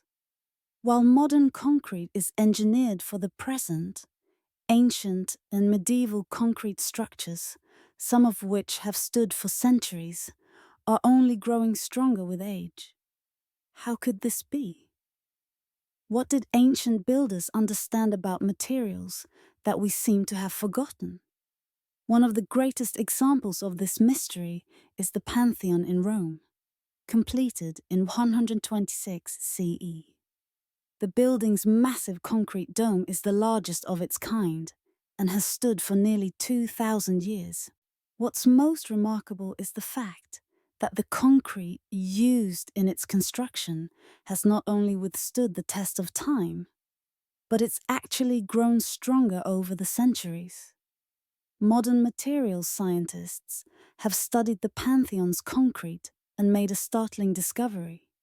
It contains a unique mineral structure that forms through chemical reactions with the seawater, causing the concrete to heal itself. When cracks appear in the structure, the concrete reacts with the water and recalcifies, filling in the gaps and reinforcing the material. This natural process of healing cracks, combined with its durability, has allowed the Pantheon to remain one of the most impressive architectural feats of all time. This technology, however, wasn't lost in Rome. As researchers delved deeper into medieval structures, they discovered that medieval builders too adapted and improved upon the knowledge of Roman concrete. In particular, harbour structures and bridge foundations built in the medieval period have outlasted countless modern replacement attempts. These buildings, which once seemed like relics of an inferior age, turned out to possess an enduring resilience modern materials could barely match. Materials scientists have become increasingly obsessed with understanding how medieval and Roman concrete works. They have taken core samples from structures that are over 1,000 years old and analyzed the mineral composition under electron microscopes. What they found was extraordinary. Medieval concrete, like its Roman predecessor, contains compounds that modern concrete simply doesn't have. Compounds that continue to react chemically over time, strengthening the material rather than allowing it to decay. The secret lies in a mixture of volcanic ash, specific mixing ratios, and a chemical process that continues for centuries. To modern engineers, the implications are staggering. Modern concrete is one of the world's largest sources of CO2 emissions, contributing to environmental degradation at an alarming rate. By comparison, Roman and medieval concrete was not only longer lasting, but might have been carbon neutral, if not carbon negative, due to the way its chemical structure interacted with the environment. In a world where sustainability is becoming more urgent, the mystery of Roman concrete holds a tantalizing potential for modern construction. In fact, some researchers are already trying to reverse engineer ancient concrete formula. A research team at UC Berkeley has embarked on a groundbreaking project to create bioconcrete, inspired by medieval techniques. Their method involves introducing bacteria into the concrete mix that can produce limestone, filling in cracks as they form, essentially creating a self-healing concrete that mimics the ancient Roman process.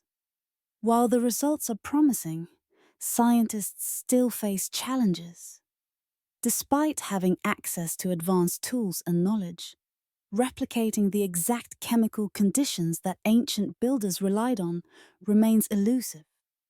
The variability of the original ingredients and processes adds complexity to modern attempts. But the project is moving closer to reintroducing an ancient material that could revolutionize construction today. The contrast between modern concrete and the medieval material is striking. One can see it when comparing a modern concrete structure, barely 50 years old, crumbling and eroding with age, to a medieval bridge foundation that has stood solid for over 800 years. The difference isn't just aesthetic, it's structural. The medieval foundation, despite the passage of centuries and numerous attempts to replace it, remains stronger and more resilient than the modern concrete structures built just a few decades ago. This raises a powerful and unsettling question. In our rush to modernize and innovate, have we overlooked technologies that were not only effective but sustainable?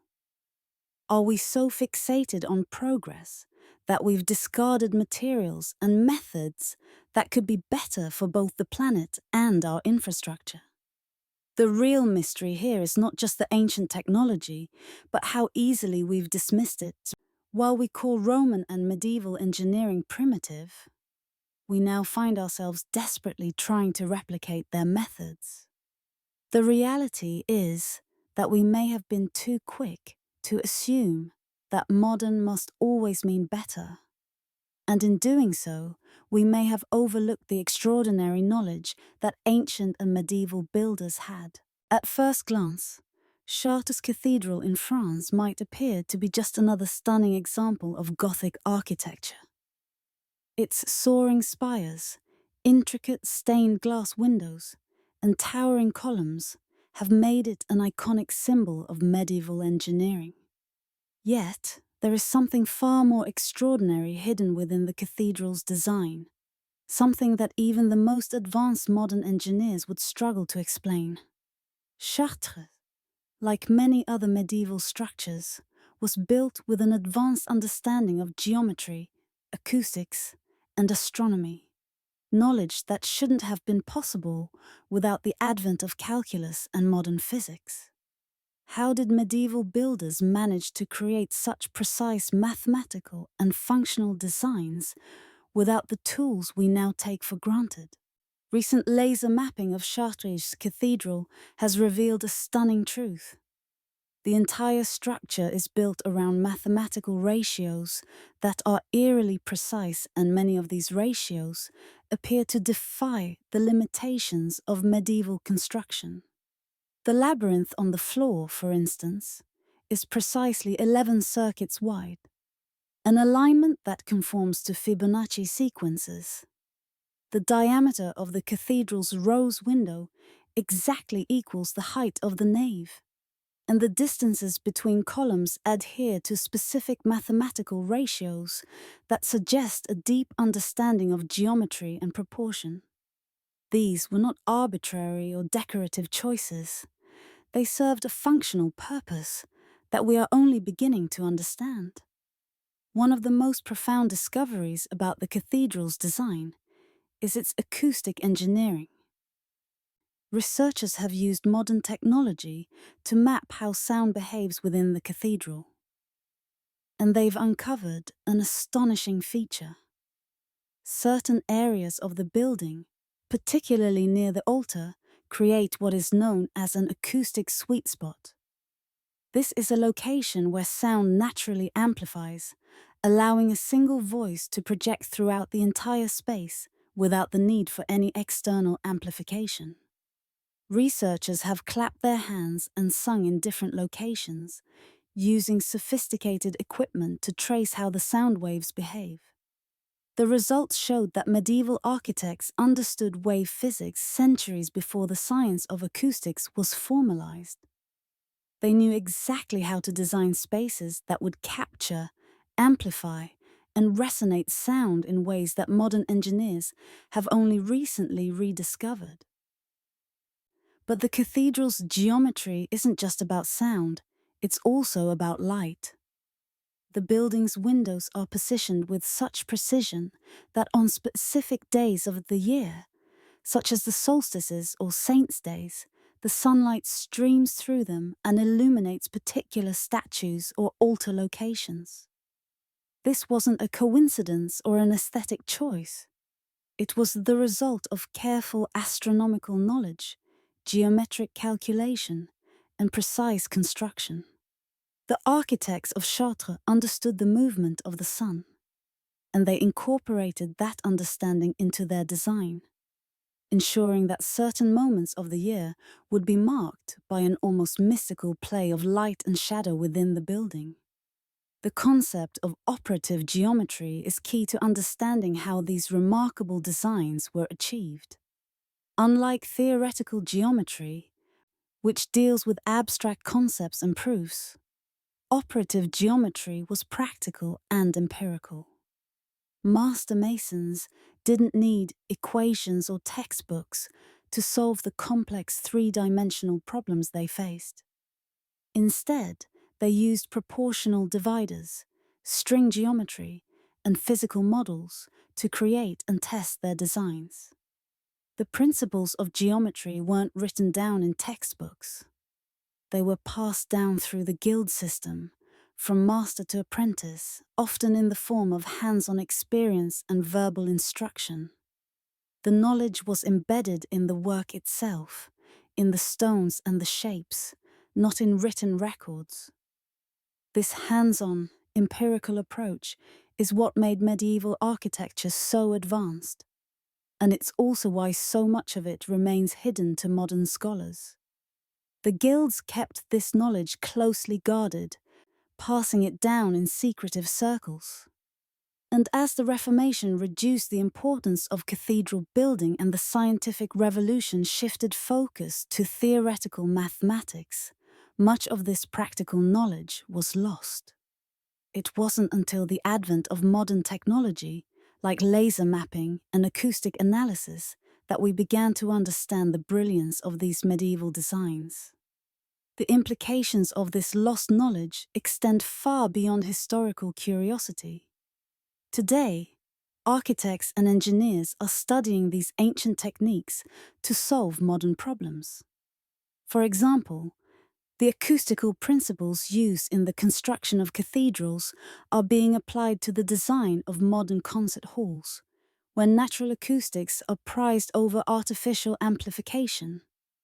Similarly, the use of geometry to control light and temperature is inspiring new building designs that rely on passive heating and cooling systems, mimicking the sustainable architecture of the past. As we begin to decode the secrets of medieval buildings, it becomes clear that the knowledge embedded in these structures is not just fascinating, it's practical. The principles of light, sound, and geometry used in the design of cathedrals are as relevant today as they were centuries ago, offering solutions to the sustainability challenges we face now. When most people hear the word alchemy, they picture medieval mystics in long robes, hunched over cauldrons, desperately trying to turn lead into gold. They imagine the search for the elixir of life, the pursuit of immortality, and an obsession with mysterious symbols. Alchemy, in the popular imagination, is a pursuit mired in superstition and arcane rituals, a precursor to modern chemistry that ultimately amounted to little more than fantasy. But this common view of alchemy misses something crucial. Beneath the mystical language and symbolism of alchemical texts lies genuine experimental knowledge.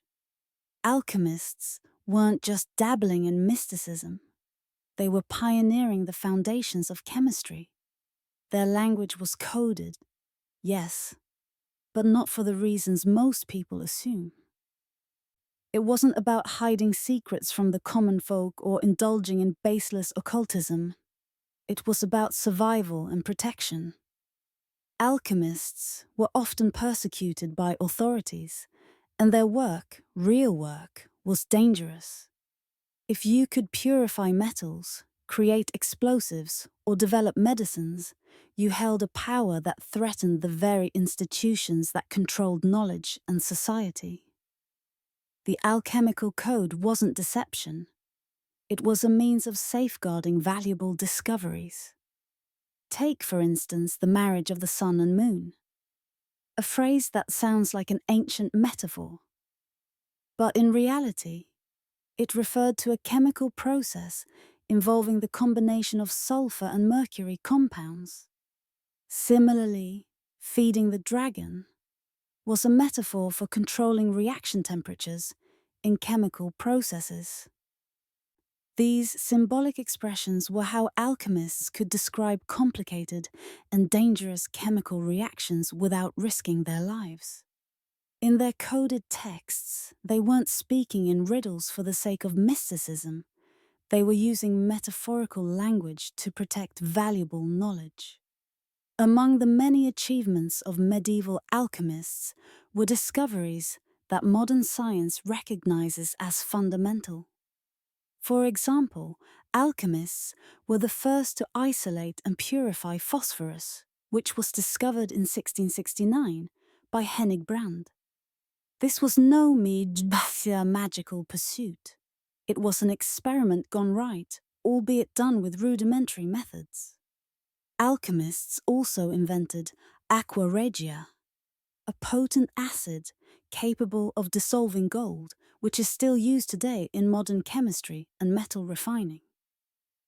They developed distillation techniques that would later form the backbone of modern chemistry and laboratory practices, including the creation of specialized laboratory equipment still in use today. In recent years, scientists have begun to revisit these alchemical texts, translating their coded instructions into modern chemical terms. The results have been nothing short of surprising. Chemists have reproduced alchemical recipes, only to find that when translated correctly, many of them describe legitimate chemical processes for creating pigments, alloys, or other substances. Alchemists didn't just create mystical powders and potions. They were actually experimenting with materials in ways that modern chemists would take hundreds of years to fully understand. One striking example comes from a 14th century alchemical text that described the creation of philosophical mercury. When a research team at Cambridge followed the instructions precisely, using period-appropriate materials and methods, they produced a mercury amalgam with unusual properties. It wasn't the transmutation of lead into gold, but it was a discovery of a chemical compound with properties useful in modern electronics. The implications were clear. Alchemists may not have been able to turn base metals into precious ones, but they understood real chemical processes that modern scientists are still only beginning to fully comprehend. This is where the true revelation lies. Alchemists weren't hopeless dreamers chasing impossible goals. They were highly skilled practitioners working at the frontier of chemical knowledge. The practices and experiments they conducted were grounded in empirical results, not mystical speculation. They understood substances at a level that modern science would only theorize about centuries later. Why, then, was alchemical knowledge coded in the first place? The answer is simple. It was dangerous. Alchemists were walking a fine line between discovery and peril. If they had shared their knowledge openly, they risked the wrath of the authorities. The church, which held significant power during the medieval period, was deeply suspicious of any knowledge that didn't align with its teachings. The political authorities, too, feared the power that alchemists' discoveries could bestow. By using coded language, alchemists could continue their work without exposing themselves to the dangers of persecution. The true nature of alchemy challenges our assumptions. It wasn't about magic or mysticism. It was about chemistry in its earliest form, disguised for survival. And as we continue to decode their work, we are realizing that many of their discoveries were far more advanced than we ever gave them credit for.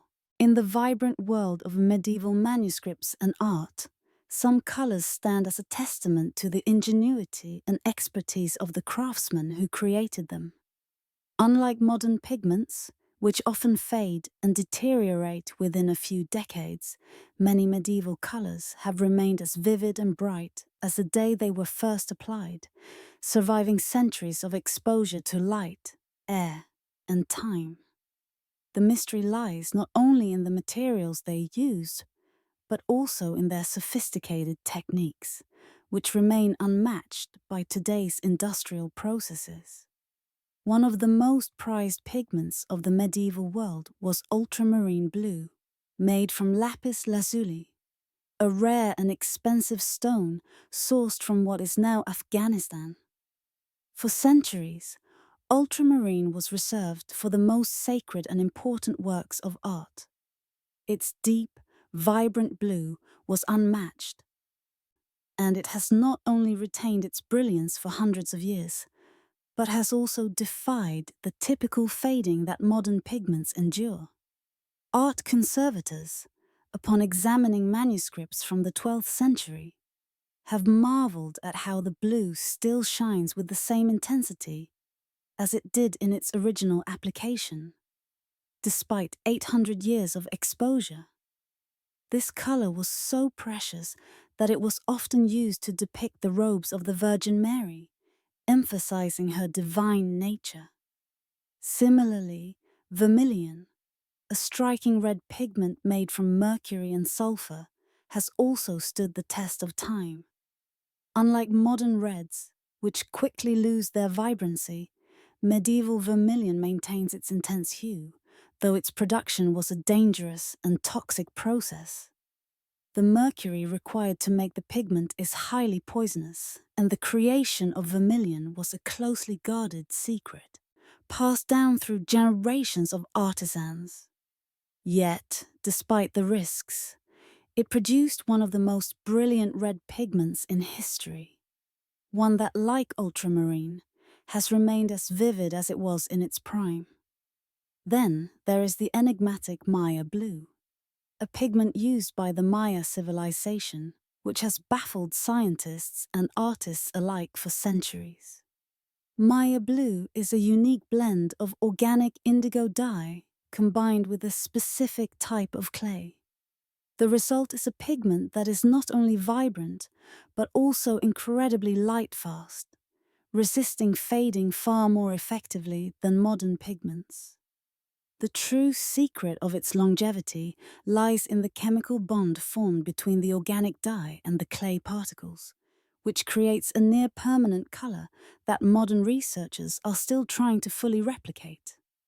Its resistance to weathering, light, and chemical breakdown remains a remarkable feat of ancient chemistry. What medieval artisans understood about their materials was more than just artistic technique. It was the groundwork of materials science. They knew that certain mineral bases, such as lapis lazuli for blue and cinnabar for red, bound pigments permanently to surfaces, making them resistant to the wear and tear of time.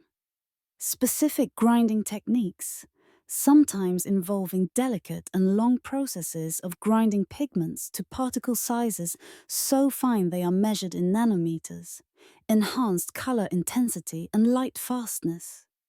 These were methods that modern scientists are only now beginning to comprehend through sophisticated analysis tools like electron microscopy. The pigments were also not simply about color. They were about creating effects. Medieval artisans understood how to layer pigments to create optical effects that were impossible to achieve with a single color. By layering different pigments or adjusting the way light interacted with the pigments, they were able to produce effects that would be difficult to reproduce with today's industrial paints and dyes. The creation of these vibrant, multi-layered colors was a precise art, blending chemistry with aesthetic mastery. Yet, many medieval formulas remain a mystery. Some of the reds used in stained glass windows, for instance, continue to elude modern glassmakers, whose attempts to replicate the colors often fall short. The brilliant shine of gold leaf applied in medieval times is also something modern methods struggle to replicate, and some iron gall ink recipes used by medieval scribes have proven to be far more durable than anything produced in modern times. These inks, used for writing, did not corrode parchment like the iron gall inks we use today, which often lead to the deterioration of manuscripts over time. To understand these mysteries, museums and researchers are turning to modern technology, spectroscopy, electron microscopy, and chemical analysis to decode the materials science hidden in medieval artworks. Some of the pigments successfully recreated in the lab are now being used in art restoration and high-end manufacturing, proving that medieval artisans had mastered materials science in ways that are only beginning to be understood. The implications of this are profound. The beauty of medieval art was not simply a matter of aesthetic choice.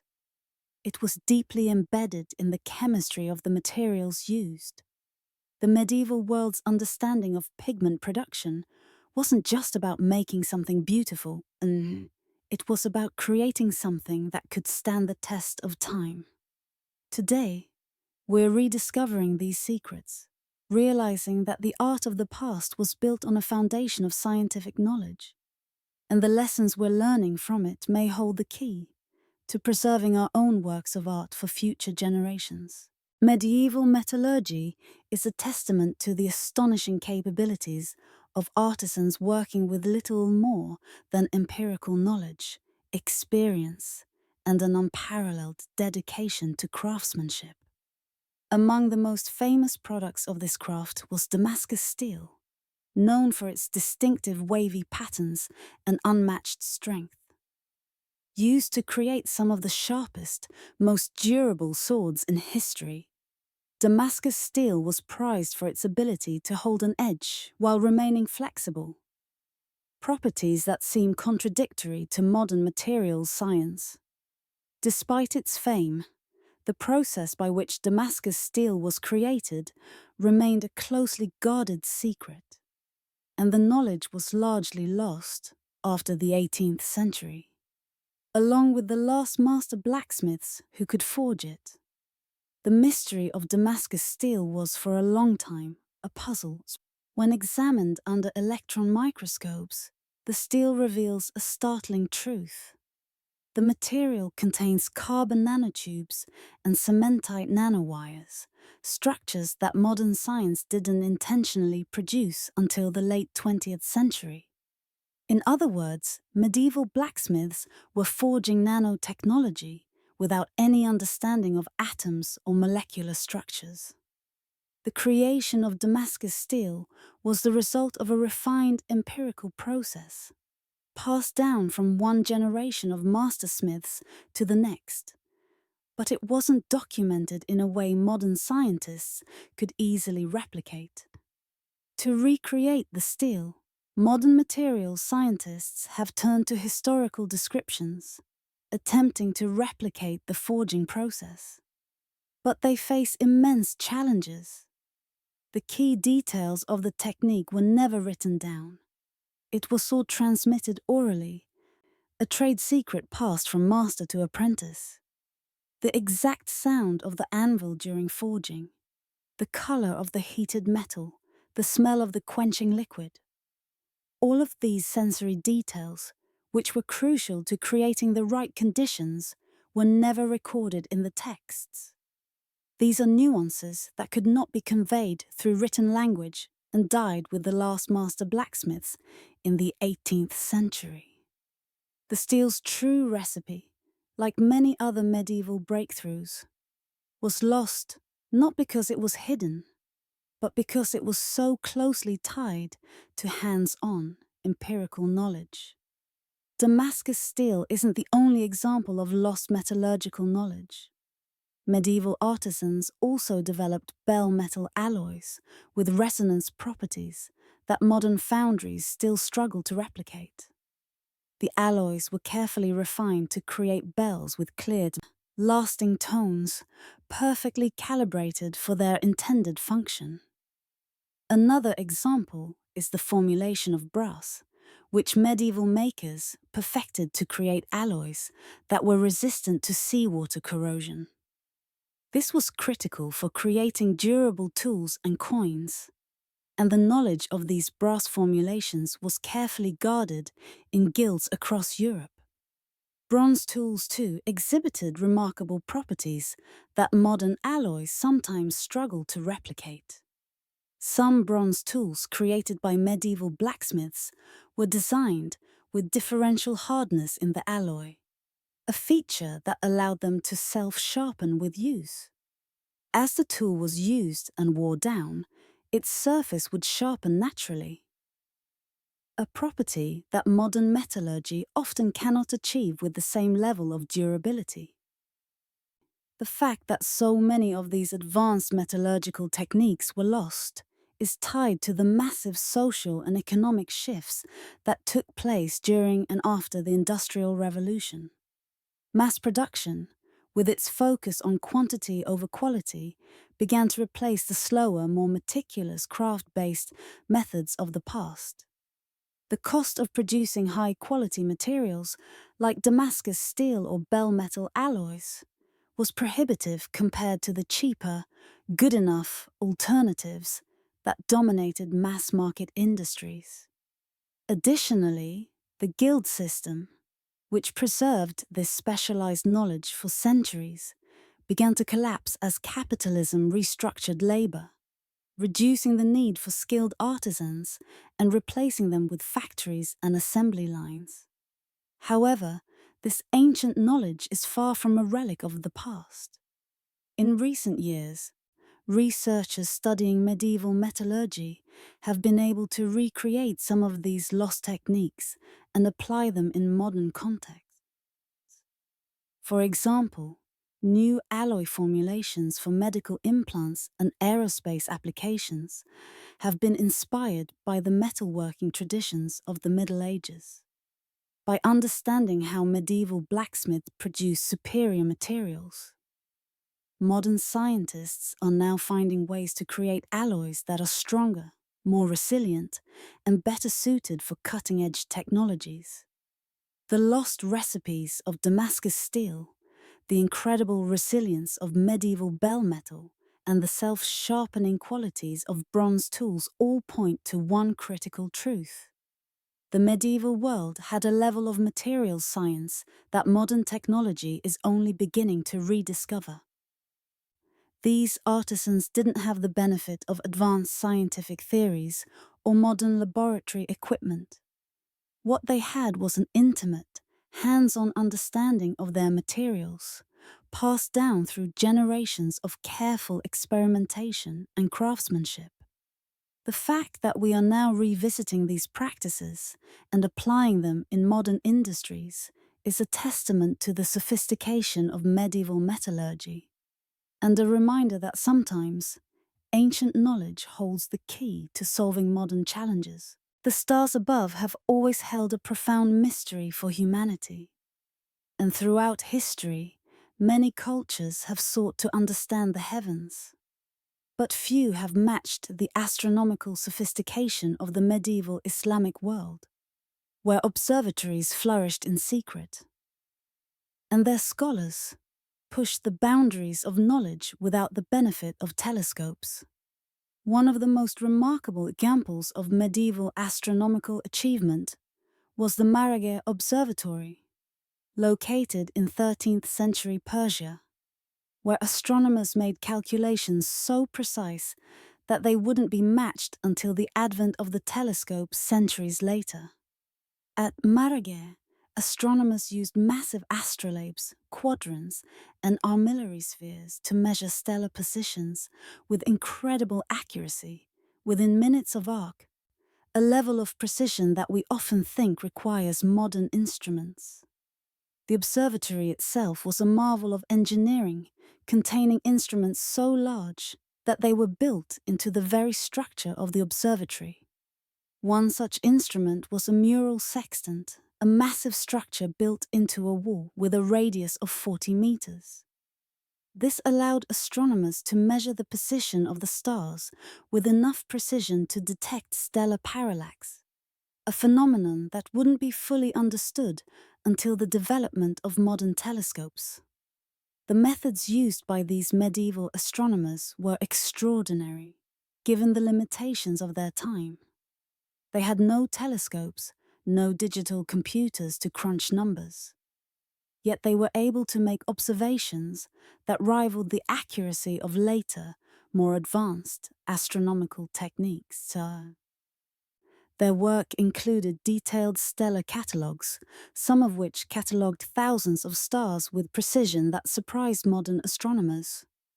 In fact, when NASA's Hipparcos satellite remeasured stellar positions in the 1990s, it found that some of the medieval Islamic observations, recorded as early as the 12th century, were more accurate than 18th and 19th century European catalogues that had been created using telescopes. However, despite the brilliance of this work, Much of it was kept secret or hidden from European scholars for centuries. The reason? These Islamic astronomers were making observations that directly contradicted the geocentric cosmology of the time. The belief that the Earth was at the center of the universe, a belief heavily supported by the Catholic Church. Medieval Islamic scholars knew that their findings could not be discussed openly in Europe without risking charges of heresy, so they often kept their discoveries hidden from the church authorities, sharing them only within their own circles.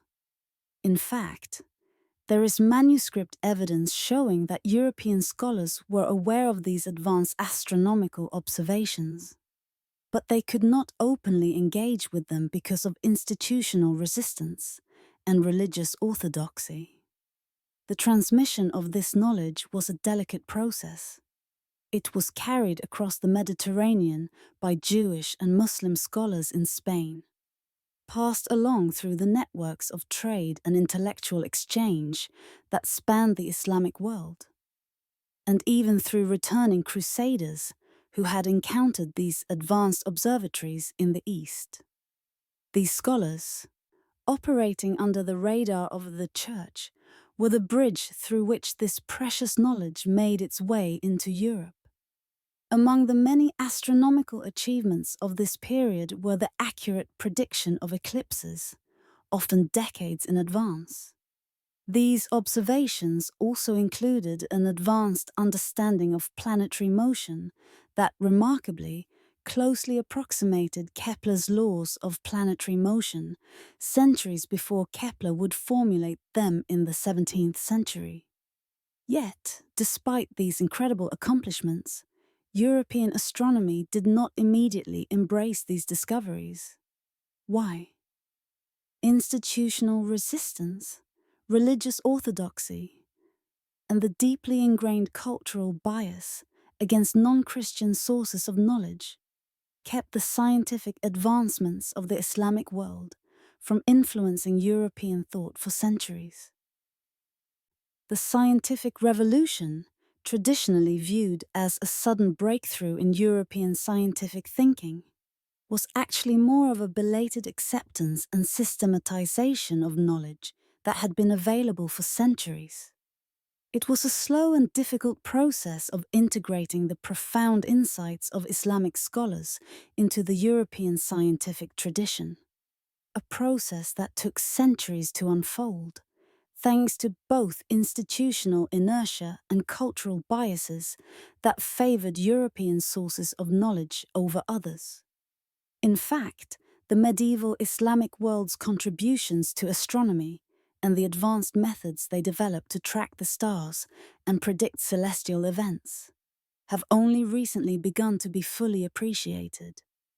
As modern researchers continue to study and re-evaluate ancient astronomical texts, they are continually amazed by the accuracy and sophistication of these early observations. When we think of the invention of calculus, the names of Isaac Newton and Gottfried Wilhelm Leibniz come to mind. Two towering figures who, in the late 17th century, famously clashed over who could rightfully claim the title of calculus's inventor. However, the story of calculus predates both men by centuries. What many do not know is that a school of mathematicians in 14th and 15th century India, known as the Kerala school, developed methods and ideas that closely resemble what we now consider the foundations of calculus. Ideas that were not recognized until modern historians began to investigate the global transmission of mathematical knowledge.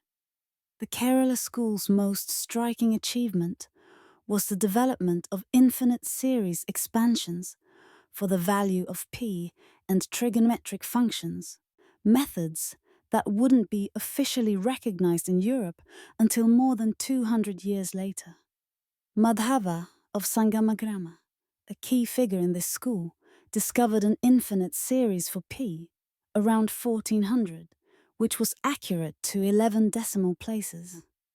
These results were remarkably advanced, not only because they were derived hundreds of years before the introduction of calculus, but also because they demonstrated an understanding of convergence and series expansion, a concept that would form the bedrock of later work in both mathematics and physics. Beyond P, the Kerala mathematicians also developed methods to calculate instantaneous rates of change, concepts closely aligned with what we now call differential calculus. These techniques were particularly useful in astronomical calculations, where measuring the positions of celestial bodies with great precision was essential. In addition, their geometric methods for calculating areas under curves were essentially the first rudimentary forms of integral calculus. This history is fascinating, not just for the technical achievements it reveals, but for how these ideas traveled and how they were eventually rediscovered. The Kerala school's work on infinite series and trigonometry didn't remain confined to India. Thanks to trade routes, cultural exchanges, and intellectual networks stretching across the Islamic world and into Europe, the mathematical discoveries of India eventually found their way to Arab mathematicians, who in turn passed them along to European scholars. By the time these ideas reached the likes of Newton and Leibniz, they were not newly discovered, but were part of a long-standing collaborative tradition of knowledge transfer. The evidence of this transmission is clear in historical manuscripts. Early European works, such as those by Nicole Oresme in the 14th century, demonstrate the use of graphical techniques for understanding uniformly accelerated motion, methods that resemble integral calculus.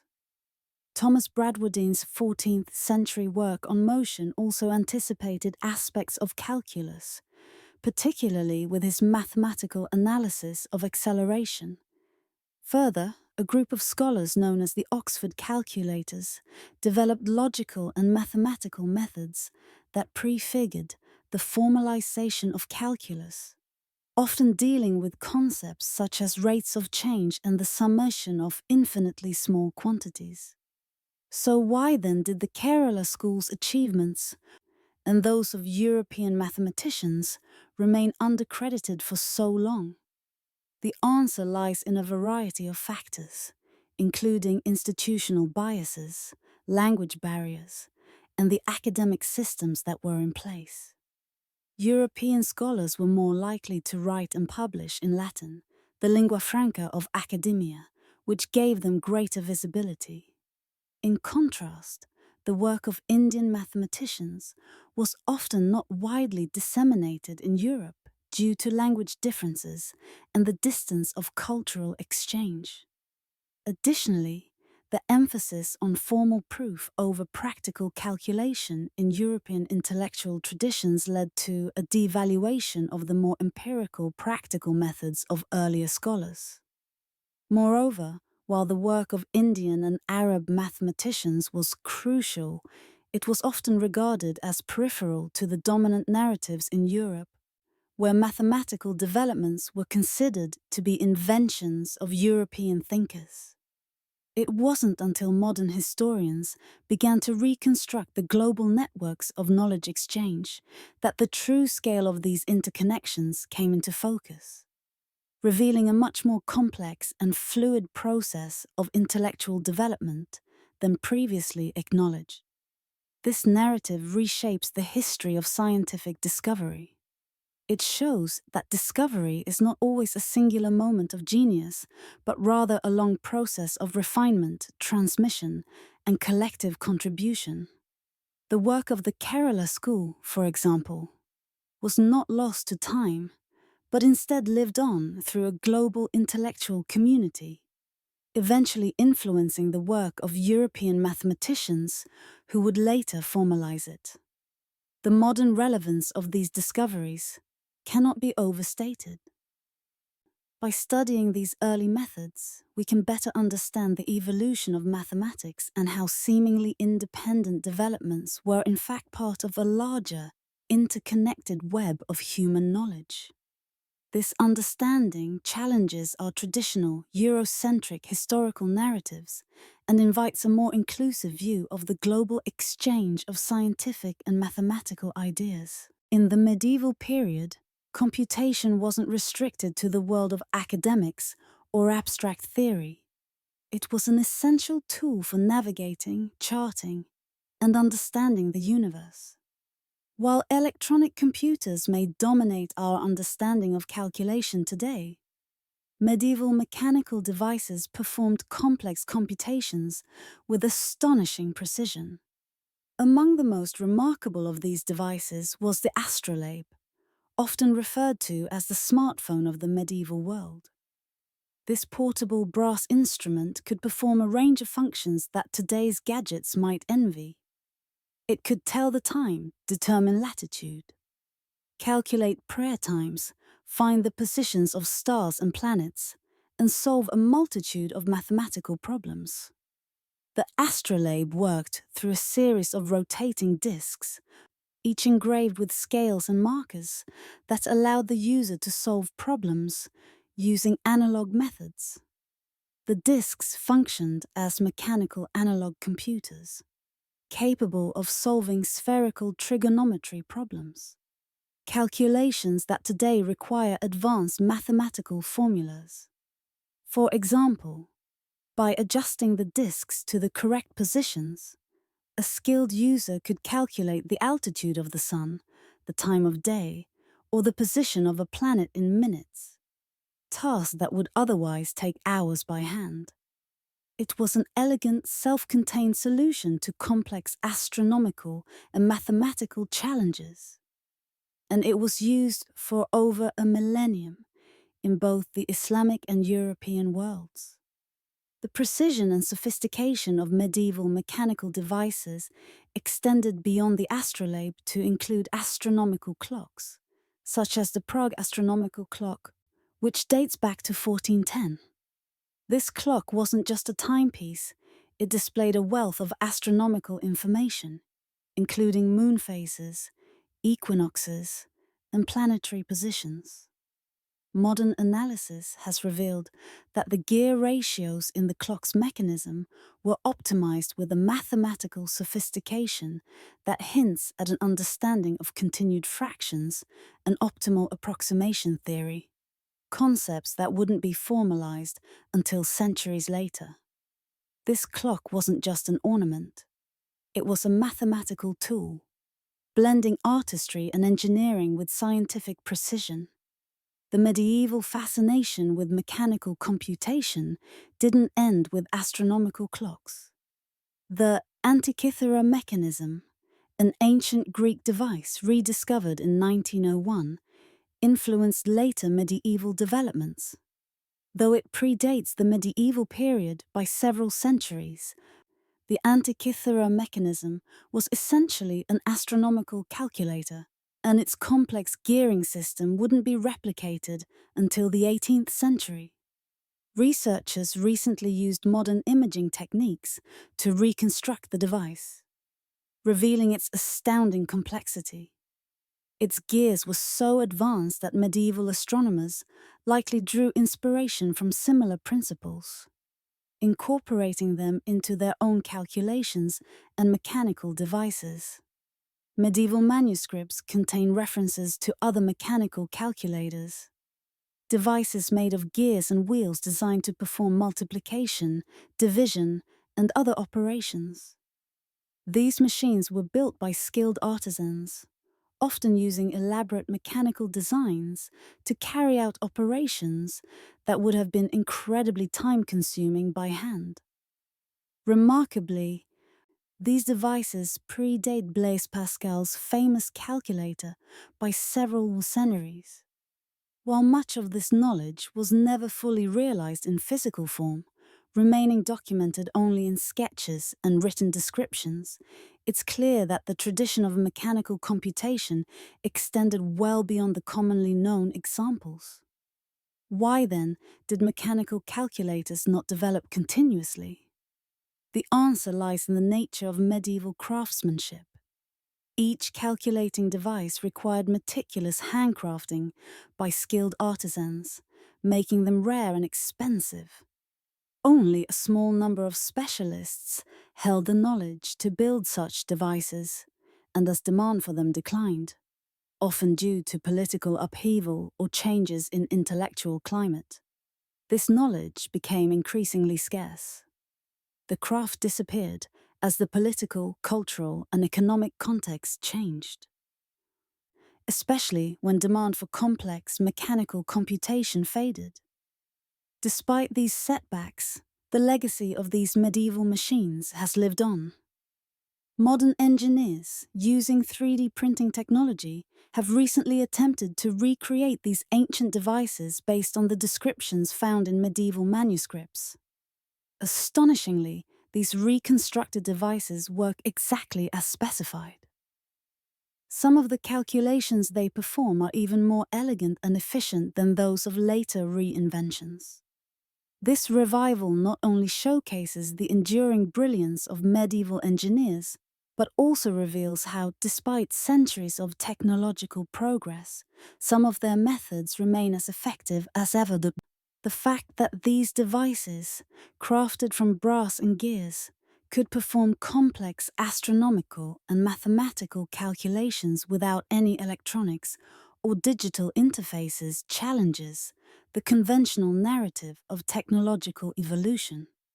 The medieval period was not a time of stagnation, as is often portrayed, but rather a time of remarkable ingenuity in mechanical design, where complex problems were solved through tactile, hands-on engineering. In 1559, the Catholic Church established the Index Librorum Prohibitorum, the Index of Prohibited Books, an official list of texts considered dangerous to the faith and public morality. While the formal creation of the index occurred during the Renaissance, it institutionalized centuries of book banning and censorship that had already been in practice. At its peak, the index banned thousands of works by some of the most famous minds in history: Copernicus, Galileo, Descartes, and many others. But what's even more unsettling is the extent to which it also banned countless medieval texts, many of which are now lost forever, only known to us through their mention on this list. The index wasn't just a record of banned books. It was an institutionalized effort to control knowledge, a bureaucracy designed to prevent the spread of ideas deemed too dangerous. These works weren't always banned for advocating heretical theology. Many were suppressed simply because they threatened the authority of the Church. For example, medical texts on contraception, abortion, or alternative healing practices were prohibited, as they contradicted Church teachings on marriage, family, and the sanctity of life. Philosophical works that questioned the divine right of kings or the absolute power of the Church were also targeted. Even scientific observations that conflicted with the Church's interpretation of the Bible found themselves blacklisted. What made these books dangerous wasn't always what they said outright, but the questions they posed. These books often asked the one question the Church could not tolerate: how do we know the authorities are right? A prime example of this is the theological works of Peter Abelard, a 12th century philosopher and theologian who used logical analysis to question Church doctrine. Abelard's writings were seen as a threat to the established order, and he faced intense persecution, including having his books burned. The Church wasn't alone in its efforts to suppress knowledge. Secular authorities also banned books, particularly those that could undermine political power or challenge religious orthodoxy. Still, the Church's efforts were particularly wide-ranging, covering not just heresy but any knowledge that could challenge its authority. The bureaucracy behind the suppression was immense. Official censors, often church-appointed scholars, would read and evaluate manuscripts, determining whether they contained ideas deemed dangerous. If a manuscript was deemed inappropriate, scribes were forbidden to copy it, and monks in monastery libraries were often given lists of texts to destroy. These censorship efforts were not always as clear-cut as burning books or sealing libraries. Sometimes knowledge was quietly repressed in more insidious ways. Some monks, particularly in the more remote parts of Europe, hid texts they were ordered to destroy, preserving forbidden knowledge in secret, often at great personal risk. The most chilling effect of this suppression wasn't just the physical destruction of books, it was the knowledge that was never written down in the first place. Scholars and thinkers knew that certain ideas would be suppressed if they were made public, so they chose silence. As a result, there are gaps in our historical and intellectual records that are impossible to measure. We can only guess how many innovative medical or scientific ideas were never documented, how many philosophical works were never completed, and how many questions went unasked because scholars feared the consequences of challenging the Church's authority. In recent years, Vatican archives have slowly begun to open, allowing researchers to discover previously unknown medieval texts that were hidden for being dangerous. These texts contain scientific, medical, and philosophical insights that challenge long-held historical narratives. Some of these works were suppressed not for their content alone, but for the political implications they held. Ideas that could have reshaped society had they been allowed to flourish. What becomes clear is that knowledge suppression is not just an artifact of the past. The fight for intellectual freedom against institutional power and control remains a continuous struggle. The act of censorship, whether through the index or through more modern means, is an act of political power. Control over what can and cannot be known is about controlling who has the power to shape ideas, influence society, and direct the future. Today, as we grapple with debates over freedom of information, cancel culture, and the selective suppression of ideas, we see that this is a struggle that continues to play out in different forms across the globe. The history of the index reveals that the suppression of knowledge wasn't just about controlling heresy, it was about maintaining a monopoly on truth. And in this battle over knowledge, the stakes were and still are immense. In the medieval period, access to knowledge was not a right, it was a privilege. Monastic libraries, which housed the majority of the era's written works, organized their collections with remarkable attention to both preservation and control. Knowledge was highly valued, and certain texts were considered so dangerous, so valuable, or so controversial that access to them had to be strictly limited. The practice of physically restricting access to certain books created a system where information could be hidden in plain sight, available to only a select few, and often obscured from the masses. At many monastic libraries, books were chained to desks or locked away in separate rooms, making it physically impossible for unauthorized individuals to access them. These restricted collections often housed texts that challenged religious dogma, scientific knowledge, or political authority. A book that could threaten the status quo, whether it was an astronomical treatise that contradicted the geocentric model, a medical manuscript with practices that the Church deemed heretical, or a philosophical work questioning the divine right of kings, was seen as a dangerous commodity. These texts, often chained to lecterns or locked away in remote parts of the library, were physically preserved but hidden from general view. But this physical restriction was not the only method of control. Some libraries went so far as to deliberately obfuscate the true nature of their collections. Cataloging systems, designed to make it easier for readers to find books, were sometimes purposely misleading. Books containing controversial or dangerous ideas were often listed under false or misleading titles, or categorized in ways that obscured their true content.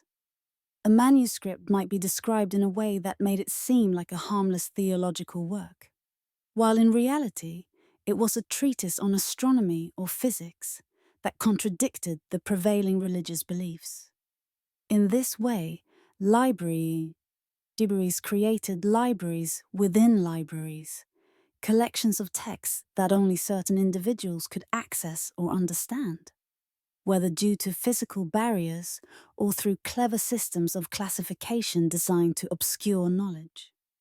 Another significant barrier to knowledge was language. While Latin was the lingua franca of intellectual discourse in medieval Europe, many key texts were written in languages that most European scholars could not read, such as Arabic, Hebrew, and Greek. As a result, a vast amount of knowledge, especially from the Islamic world, where scientific and philosophical inquiry was flourishing, was effectively inaccessible to the majority of European thinkers. This was especially true for text from the Islamic Golden Age, which contained advanced mathematical, astronomical, and medical knowledge that had been lost or forgotten in Europe. It wasn't until the 12th century that a movement of translation began in places like Toledo, Spain, where Christian, Muslim, and Jewish scholars collaborated to translate Arabic and Hebrew texts into Latin. These translations brought works by Aristotle, Galen, Avicenna, and other philosophers and scientists into European hands, revealing knowledge that had been lost or never known. This brief period of intense intellectual exchange, known as the Toledo School of Translators, was a window of opportunity through which Europe regained access to ancient Greek and Islamic knowledge. Unfortunately, this knowledge transfer came to an abrupt halt as political and religious conflicts intensified, with subsequent centuries seeing the decline of such collaborations. In modern times, the rediscovery of hidden knowledge has become a key part of intellectual history. In 2008, researchers at Cambridge University uncovered a manuscript that had been mislabeled for centuries. The manuscript, buried within the library's vast collection, was marked as a routine theological work. But upon closer inspection, it was revealed to contain advanced mathematical physics from the 13th century. Ideas that predated Newton by centuries. The manuscript had been sitting in the library for 400 years but its true significance was only recognized when researchers re-examined it with fresh eyes. This rediscovery demonstrates the immense importance of access and accurate cataloging. When knowledge is misrepresented or hidden, it might as well not exist. This phenomenon is not limited to ancient libraries, modern cataloging systems, with their bureaucratic tendencies, sometimes replicate the same problems. While medieval monks had intimate knowledge of their libraries and their contents, modern libraries, with their complex classification systems, sometimes lose track of valuable texts. Books and manuscripts, though preserved physically, can become functionally lost when they are buried under layers of misclassification or when scholars fail to recognize their significance. The emotional impact of this realization is profound. It reminds us that access to knowledge is as important as preservation. Knowledge that is hidden away, whether intentionally or by accident, is effectively inaccessible and can be forgotten for centuries. The story of rediscovery, whether through modern technological advances like 3D imaging or simply through the perseverance of scholars, is a powerful reminder of the need to preserve not just the physical objects, but also the context in which knowledge exists. Throughout the medieval period, knowledge was a powerful and dangerous tool, especially when it challenged the prevailing religious or political authority. For scholars, particularly those working within institutions controlled by the church or monarchies, the line between legitimate intellectual inquiry and heresy was often perilously thin. In such an environment, scholars had to navigate a delicate balance. They needed to preserve and transmit knowledge, but doing so openly could lead to persecution, imprisonment, or even execution. To protect their ideas and ensure they could be passed on to future generations, many scholars resorted to using coded language, symbolic terminology, and specialized methods of encryption. While some of these practices might seem like elitist gatekeeping today, in their historical context, they were survival mechanisms. One fascinating example of this linguistic encryption comes from Hildegard von Bingen, a 12th century abbess, mystic, and scholar. Hildegard created lingua ignota, a constructed language that was used primarily in her convent to discuss complex theological and natural philosophy ideas. This language was not merely a secret code, but a way to protect sensitive discussions from outsiders, preserving certain knowledge within a trusted circle of qualified readers and interpreters. The language was deliberately obscure, designed to be understood only by those who had been initiated into its meanings and its uses. For Hildegard, the creation of lingua ignota was a way of safeguarding her ideas, both as a means of protecting herself and as a tool for conveying divine or esoteric knowledge, in a way that would not be easily deciphered by those outside her intellectual and religious community. Similarly, alchemical scholars also employed symbolic language to encode their findings. In alchemical texts, planetary symbols, mythological references, and esoteric metaphors were frequently used to describe complex chemical processes. A description of the creation of an elixir or a transmutation of base metals into gold might not, on the surface, seem particularly dangerous. However, for those in power, whether the church or secular authorities, such texts were not just mystical ramblings.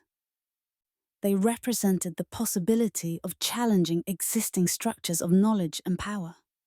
A formula for creating medicine or understanding the world through material transformations could easily have been misinterpreted as a threat to the social order.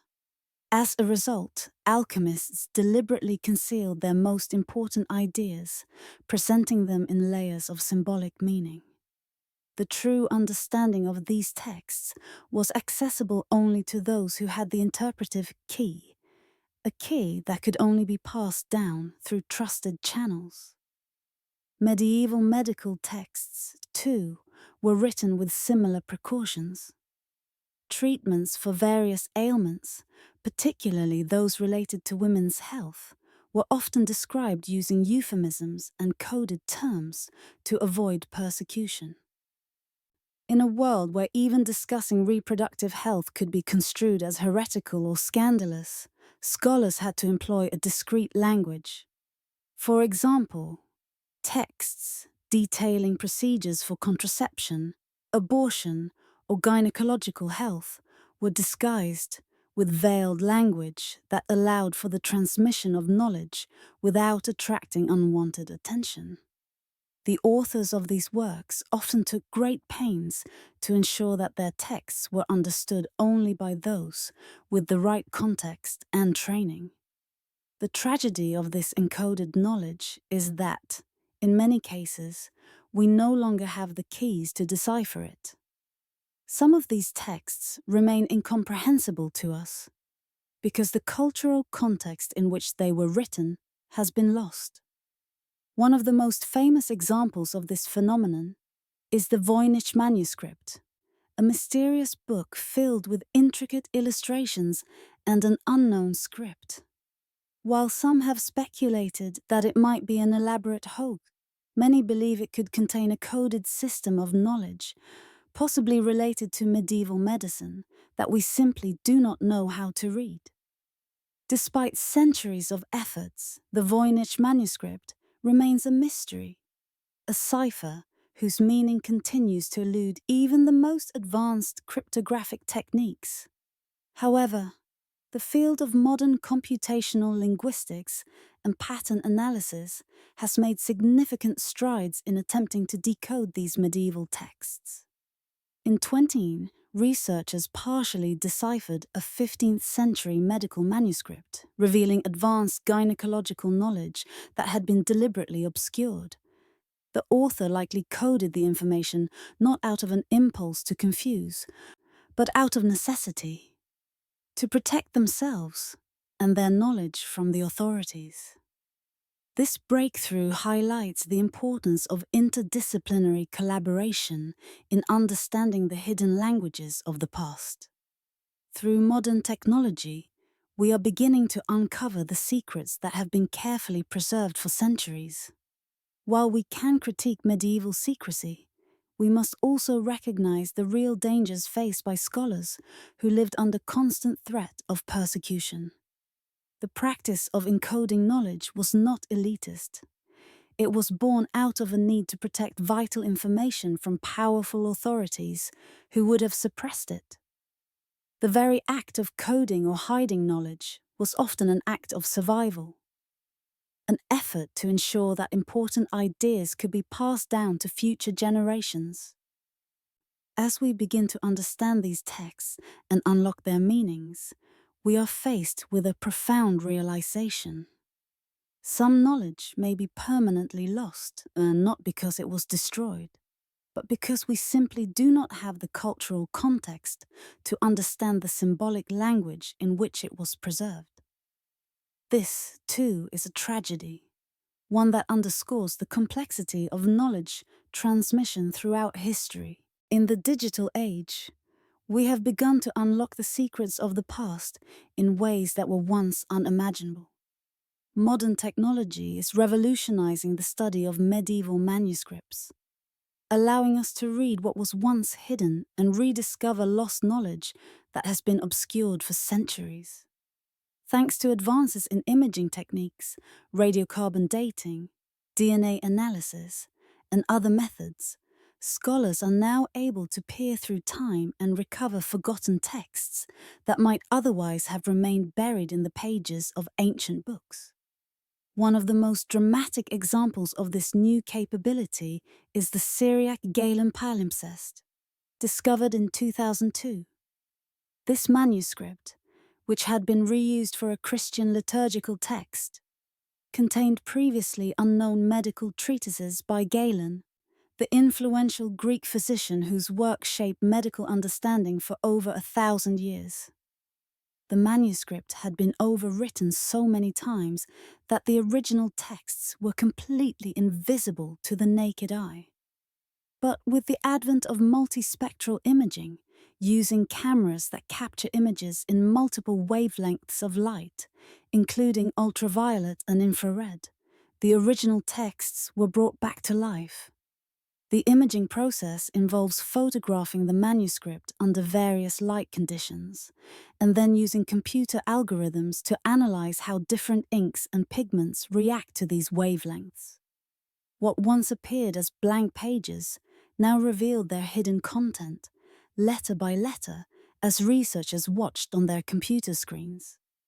In the case of the Syriac-Galen palimpsest, the process of making this invisible text visible was akin to witnessing a resurrection. Line by line, scholars could see Galen's writings emerge from the shadows of time. The discovery wasn't just academic. It was an emotional experience for the researchers involved, as they saw centuries-old knowledge that had been lost to history reappear, ready to be studied and understood anew. In this particular case, the newly uncovered treatises provided medical knowledge that had been presumed discovered in the 19th century, offering insights that have influenced modern medical thought. This ability to read manuscripts in ways that were previously impossible doesn't end with the Galen texts. Multispectral imaging is just one of several groundbreaking techniques being used today. Radiocarbon dating, for instance, allows scholars to determine when a manuscript was created, helping to verify its authenticity and trace its origins. By analyzing the parchment, researchers can pinpoint whether a manuscript is truly medieval or a modern forgery.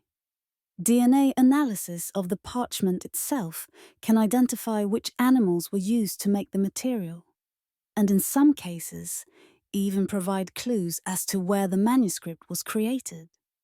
Chemical analysis of the ink used by the scribe can provide additional insights into the manuscript's age and origins. And in some cases, researchers can even trace ink recipes to specific scribes, effectively creating an invisible signature that identifies the author of a manuscript. These technologies are not just benefiting a handful of elite scholars or researchers in well-funded institutions. High-resolution scans and digital imaging are now being made publicly available, allowing scholars around the world to examine manuscripts that were previously accessible only to those able to travel to specific archives. This democratization of discovery has given rise to citizen science projects, where volunteers help transcribe and analyze manuscripts. One inspiring example involves an amateur researcher in Australia who, while studying images of medieval manuscripts online in her spare time, identified a previously unknown work by a medieval mathematician. Her discovery was confirmed by experts, showing that major finds are still possible, even outside the confines of academic institutions. However, as with any technological breakthrough, there are challenges. The equipment needed for high-level imaging, chemical analysis, and DNA testing is expensive, and not all libraries or archives have the financial resources to afford these technologies. As a result, there is a growing divide between well-funded institutions that can afford to use these tools and less privileged archives that remain largely untouched by this wave of technological progress. This disparity creates new inequalities in the field of manuscript studies, limiting access to knowledge for those without the means to utilize the latest technologies. Still, the impact of these advances is profound. What once seemed like a dream, recovering lost knowledge from the past, is now a reality. The combination of technology and collaboration has allowed us to unlock doors to the past that were previously closed. The work being done today isn't just about preserving ancient knowledge for historical curiosity. It's about rediscovering ideas and innovations that could transform our modern understanding of medicine, science, and philosophy. As we unlock the mysteries of medieval knowledge, it becomes increasingly clear that no single discipline or academic approach can fully decode the complexities of the past. Today, interdisciplinary collaboration is proving to be the key to resurrecting forgotten knowledge. Scholars from diverse fields, historians, scientists, linguists, chemists, and medical researchers, are working together in ways that were once unthinkable, combining their expertise to tackle questions that no single expert could answer on their own. One striking example of this collaborative approach is the Medieval Pharmacy Project at Cambridge.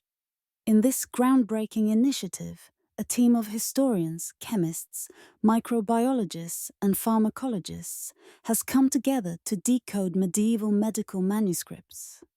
Historians start by identifying recipes in the manuscripts, often written in Old French, Latin, or other medieval languages. Linguists ensure the translation is accurate, while botanists work to identify the plants mentioned in the recipes, many of which are described using medieval names or regional terms. Then, chemists create the preparations as described in the texts, using the methods outlined by the medieval practitioners. Finally, medical researchers test the resulting compounds against pathogens, verifying the efficacy of the medieval remedies. The results have been revelatory. Many of the medieval recipes, once thought to be based on superstition or faulty understanding, have proven to be effective, some even more so than modern medicines.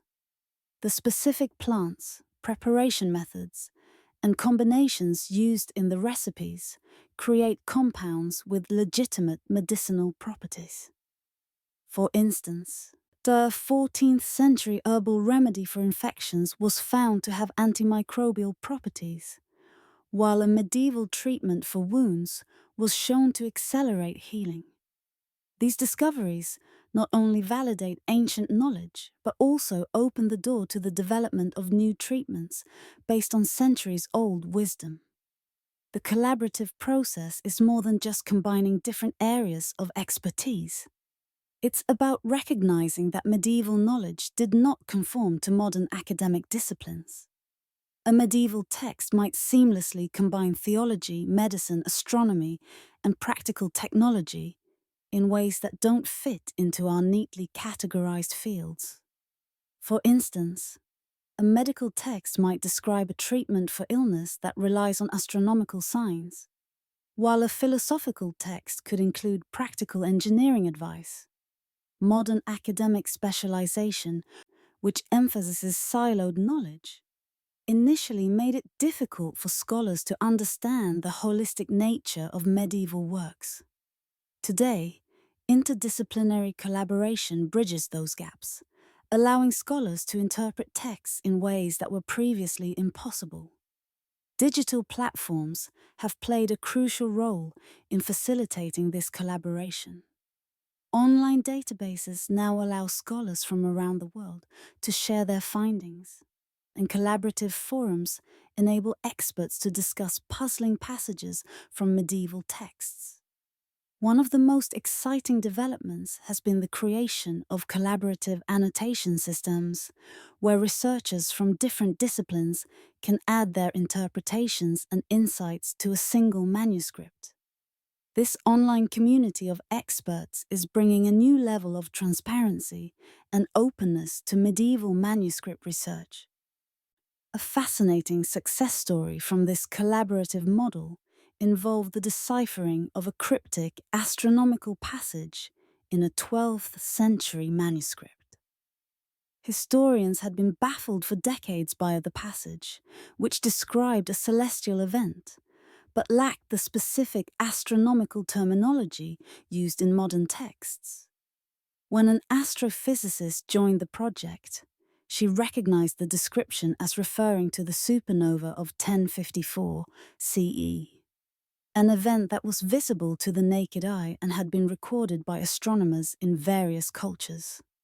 Her expertise in stellar phenomena allowed the team to decode the passage, revealing a significant piece of medieval astronomical knowledge that had previously been overlooked. While the success of these interdisciplinary projects is exciting, the path to such breakthroughs is not without challenges. Academic competition, funding pressures, and the siloed nature of many academic institutions can sometimes hinder collaboration. Scholars in different fields often have different methodologies, and reconciling these differences can be a time-consuming process. Despite these obstacles, emerging models of open, collaborative research are proving that the benefits of working together far outweigh the difficulties. The increasing openness and collaboration in the study of medieval manuscripts are exciting signs of progress. It's no longer just the work of a single scholar or even a single discipline that drives discovery. Instead, the combined efforts of diverse teams are revealing a more complete and an accurate picture of medieval knowledge. The idea that any one person or field holds the key to understanding the past is rapidly being replaced by the understanding that complex problems require diverse perspectives and collective intelligence. As we rush to uncover and rediscover medieval knowledge, there is an urgent and sobering reality we cannot ignore. We are losing it faster than we can preserve it. Thousands of invaluable medieval manuscripts, many of which contain the lost wisdom of generations, are stored in conditions that accelerate their decay. Fluctuating temperatures, excessive humidity, air pollution, and the simple passage of time are conspiring to destroy these ancient texts. Some manuscripts are so fragile that even opening them can cause irreparable material loss. The clock is ticking, and each passing day sees us one step closer to the irreversible deterioration of these precious artifacts. The urgency of preserving these manuscripts becomes even clearer when we consider specific collections at risk. In recent years, Syria's monasteries, repositories of priceless medieval manuscripts, have been devastated by the ongoing conflict in the region. Many of these manuscripts have been destroyed, looted, or severely damaged. Some lost forever in the crossfire of war. Similarly, in Iraq and Afghanistan, libraries that once housed rare and ancient texts were looted, burned, or destroyed in bombings. The tragic irony is that these manuscripts, which had survived centuries of human history, were wiped out in our era, during a time when we had the technological means to preserve them. Environmental disasters also pose a significant threat to the preservation of medieval texts. Floods, fires, and natural disasters have destroyed collections that withstood centuries of conflict, war, and neglect. One heartbreaking example involves a monastery library where a slow, unnoticed leak in the roof allowed water to seep in for months. By the time the damage was discovered, dozens of invaluable manuscripts were ruined. The illuminations on the pages were washed away, and the ink had bled into the paper, making the text illegible. This wasn't a case of deliberate destruction. It was the tragic result of mundane infrastructure failure. An example of how fragile the preservation of our cultural heritage really is. In the face of these challenges, the race to digitize medieval manuscripts has become a race against time. Many institutions are rushing to create high-resolution scans of their most precious texts, creating digital backups before the originals deteriorate beyond legibility. But while digitization is a remarkable tool for preservation, it raises complex questions. Who owns these digital scans? Should they be freely available for the public to access, or should they be monetized by institutions? And as technology progresses, how do we ensure that these digital files will remain accessible when storage media evolve and older formats become obsolete? The future of digital preservation is a challenge that we have yet to fully solve, and there's no guarantee that today's scans will still be readable in 50 or 100 years. The physical preservation of these manuscripts is equally challenging. Some historical conservation methods, like certain glues or protective treatments used in the 19th and 20th centuries, are now causing damage. Conservators face difficult decisions. Do they intervene and risk further damage from treatments? Or do they stand by and allow the manuscripts to continue to decay naturally? The process of preservation often involves weighing the risk of harm against the potential to save the text for future generations. Ultimately, the resources required for comprehensive manuscript preservation are immense. It's estimated that billions of dollars and decades of work would be necessary to properly conserve the world's medieval manuscripts. With limited funds and competing priorities, institutions must make tough choices about which manuscripts to preserve. Unfortunately, many works will continue to deteriorate, possibly beyond recognition, as preservation efforts focus on the most significant or accessible collections. The reality is clear. Time is running out. If we do not act swiftly and decisively, the knowledge that we have painstakingly uncovered over the past few decades could be lost again. The preservation of these texts requires not only funding and resources, but public support, volunteers, and a collective commitment to safeguarding our intellectual heritage. Many institutions need our help, whether through donations, volunteer work, or advocacy, to ensure that these manuscripts are protected for future generations. The knowledge contained within these texts is a treasure trove of human achievement. Knowledge that could enrich our understanding of medicine, science, philosophy, and more. Yet, this knowledge is fragile, and if we don't take immediate action, we may lose the opportunity to learn from it altogether. Throughout history, the concept of a hidden library, buried, forgotten, or deliberately concealed, has captivated the imagination of scholars, treasure hunters, and mystery enthusiasts alike. Among the most tantalizing possibilities is the lost library of Córdoba, once one of the largest and most important libraries in the world. At its height, it was home to over 400,000 volumes, making it a beacon of knowledge during the Islamic Golden Age. But when Córdoba fell to Christian forces in the 13th century, much of the library was destroyed. The books that survived, however, might not have been completely lost.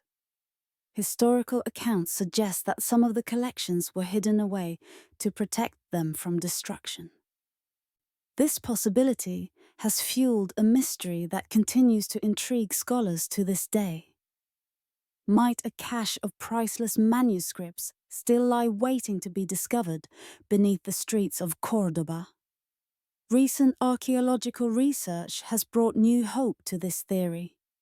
Ground-penetrating radar, GPR, has identified what appear to be sealed chambers beneath the buildings in Córdoba, suggesting that a hidden collection of manuscripts could still be buried there, perhaps untouched for centuries.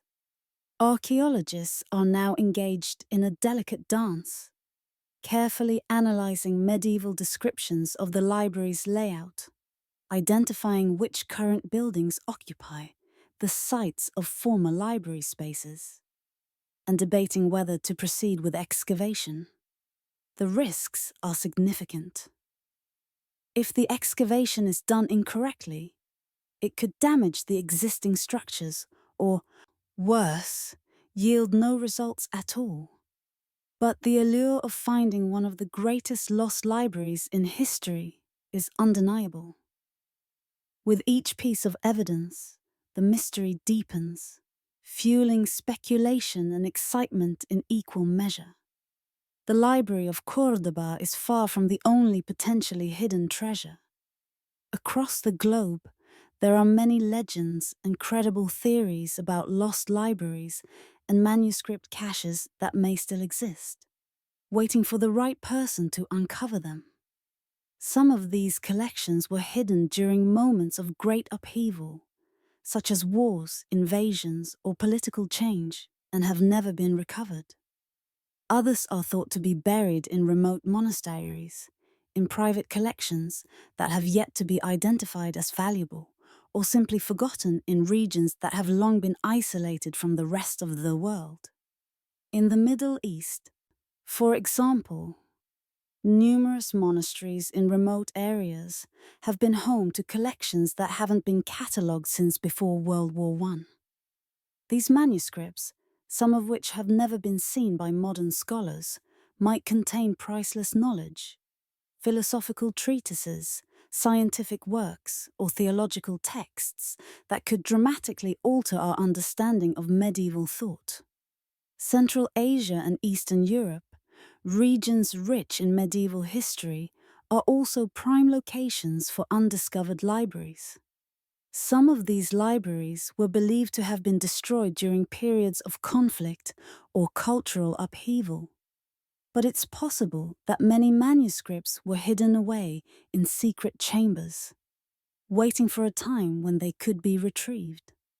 Currently, several high-stakes searches are underway to uncover these lost manuscripts. In Spain, a team of archaeologists is investigating rumors of a hidden chamber in a cathedral, believed to house books from a medieval bishop's personal collection.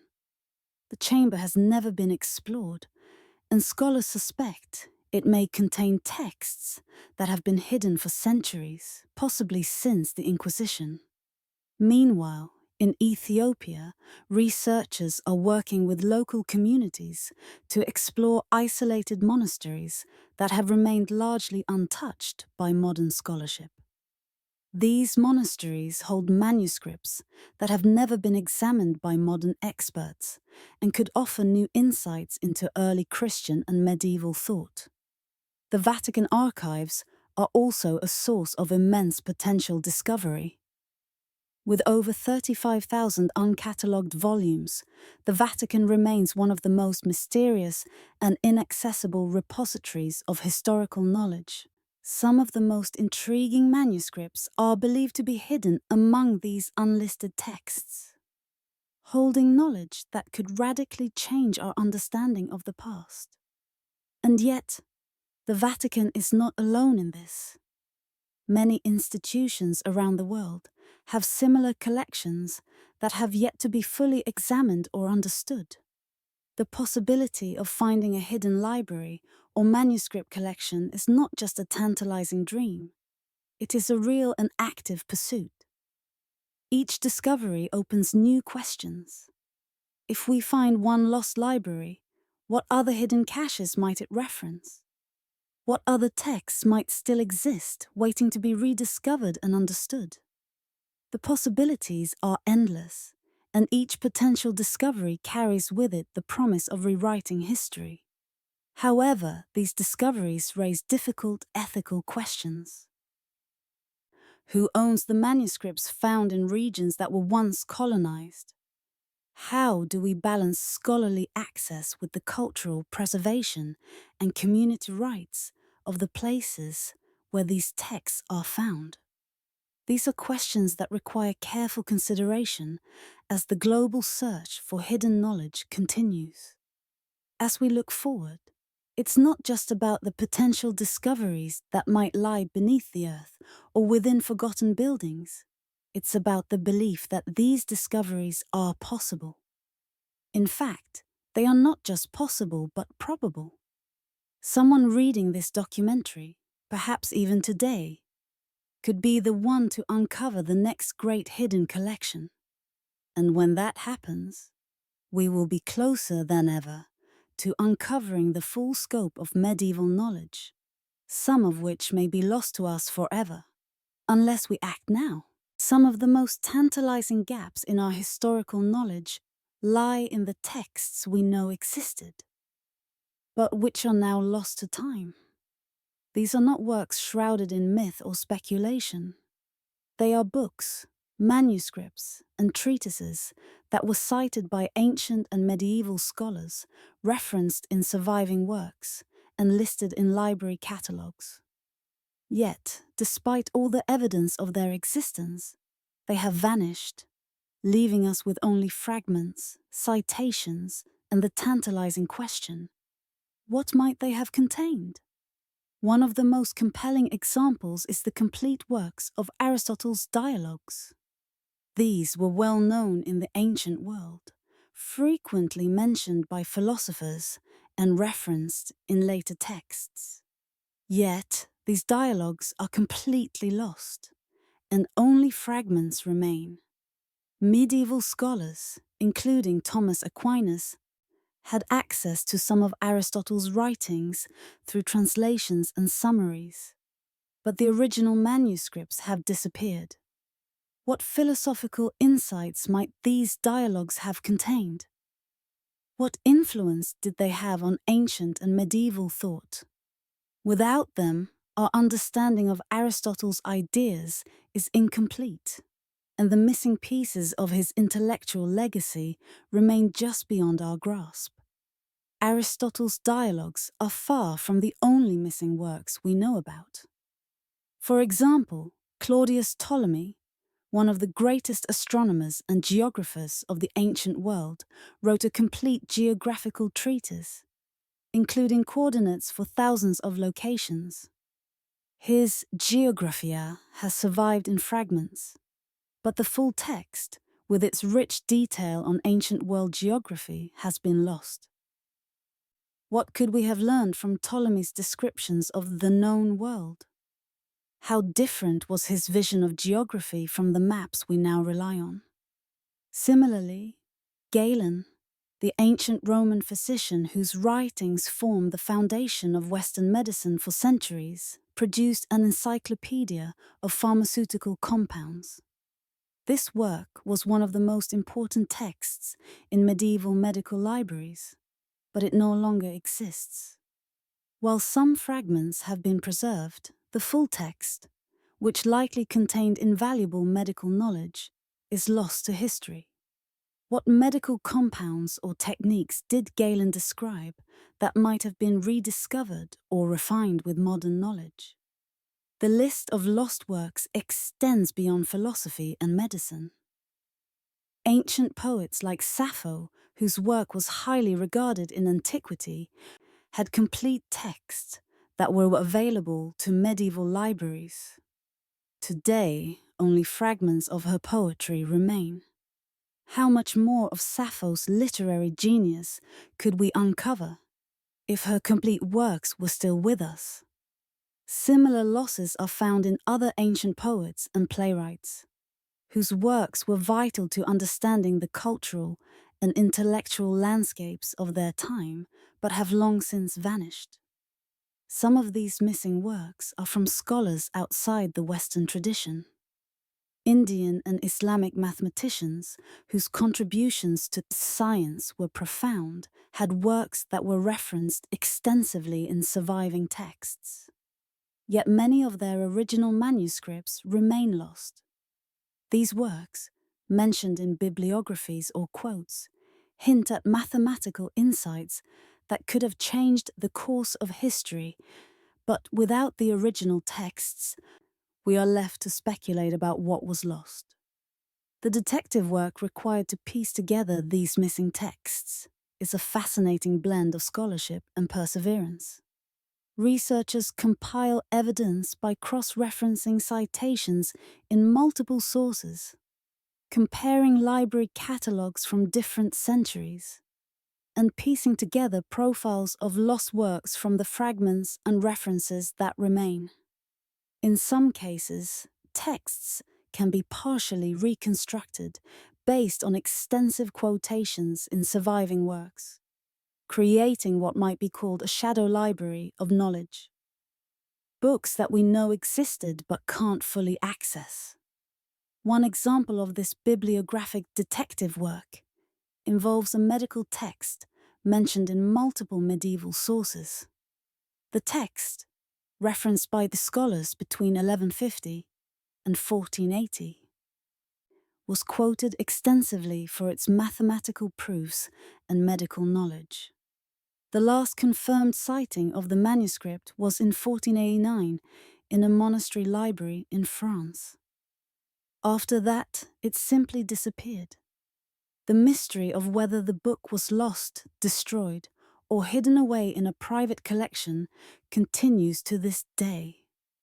What we do know is that the text described mathematical proofs and medical techniques that were discovered again only in 1822. The gap between the last sighting of the manuscript and its rediscovery illustrates the tragic reality of how easily knowledge can slip through the cracks of history. But the mystery doesn't end with the lost works we know about. The reality is that some texts may have been lost not due to destruction or neglect, but because they were never recorded in the first place. There are cases where entire bodies of knowledge were transmitted orally, through apprenticeships and demonstrations, and only existed in the minds and hands of practitioners. When the last practitioner died, so did the knowledge. These practices, techniques, and understandings, never written down or preserved, are perhaps the most poignant losses.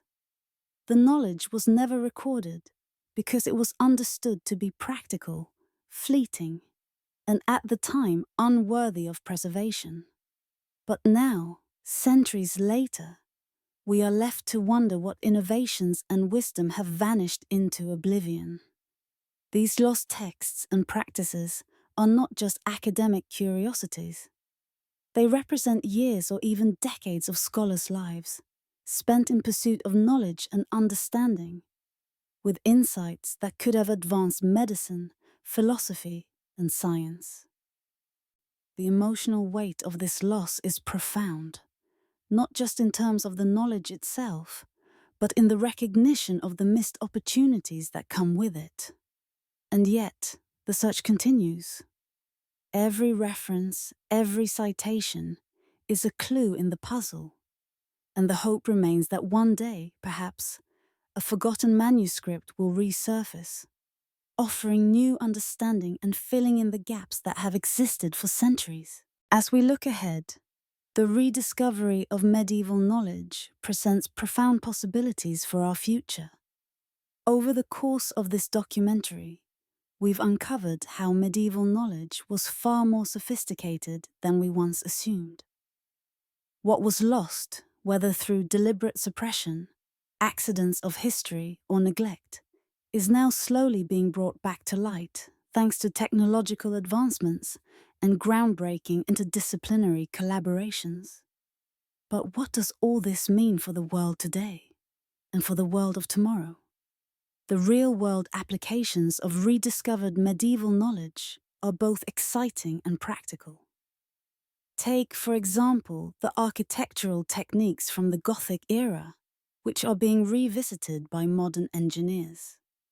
The precise understanding of load distribution, structural integrity, and acoustics in medieval cathedrals is informing contemporary building designs, particularly in the development of disaster-resistant structures. Researchers have found that the ribbed vaults of Gothic architecture were not only aesthetically beautiful, but also remarkably efficient in terms of weight distribution. This understanding is now being applied to sustainable building techniques, helping to create modern structures that are both resilient and resource efficient. Similarly, medieval agricultural practices are being rediscovered and adapted for modern use. Medieval texts contain sophisticated methods of crop rotation, soil management, and irrigation techniques that were designed to preserve the land's fertility over generations. These practices, particularly those found in ancient agricultural manuals from the Islamic Golden Age, are now being incorporated into permaculture and regenerative farming practices. By looking back to these time-tested methods, modern agriculture can benefit from centuries-old wisdom that balances the needs of the land with the demands of food production. In the field of medicine, rediscovered medieval remedies are already being tested against modern challenges. A medical research center is currently working with medieval wound treatments, examining the ways ancient herbal concoctions might help fight antibiotic-resistant bacteria. Some of these treatments, long dismissed as mere folklore, are showing promising results. The specifics of these medieval formulations, herbs, concoctions, and even surgical techniques, are revealing new possibilities for combating infections that have stymied modern medicine. Perhaps most strikingly, Mathematical concepts that were pioneered in medieval times are inspiring modern computational solutions. Medieval scholars were using algorithms for astronomical calculations, geometric proofs, and even cryptography, methods that have directly influenced modern computing. Today, some researchers are revisiting these algorithms to solve complex problems in encryption and data analysis. What medieval scholars considered calculations are now at the heart of our most advanced technologies, including machine learning and artificial intelligence. One particularly thrilling example is how a team in the Netherlands is utilizing 13th century water management techniques to combat modern flooding. Medieval texts contain descriptions of canals, sluices, and water barriers that were used to control flooding in low-lying areas. Using the principles described in these texts, modern engineers are developing new methods to manage water flow, addressing flooding issues exacerbated by climate change. The past is not just relevant to the present. It is essential in solving some of today's most urgent global challenges. These examples raise a profound question. What does it mean that knowledge we once considered primitive sometimes outperforms modern equivalents? As we recover and apply medieval knowledge, we are confronted with the humbling realization that our technological advancements have not always been linear. In some cases, medieval innovations were more advanced than we previously thought. However, this doesn't mean that everything from the past should be idealized. Medieval knowledge was advanced in certain areas, but limited in others. Some practices were rooted in superstition or incorrect assumptions. The key is to distinguish between what was truly brilliant and what was outdated, learning from both.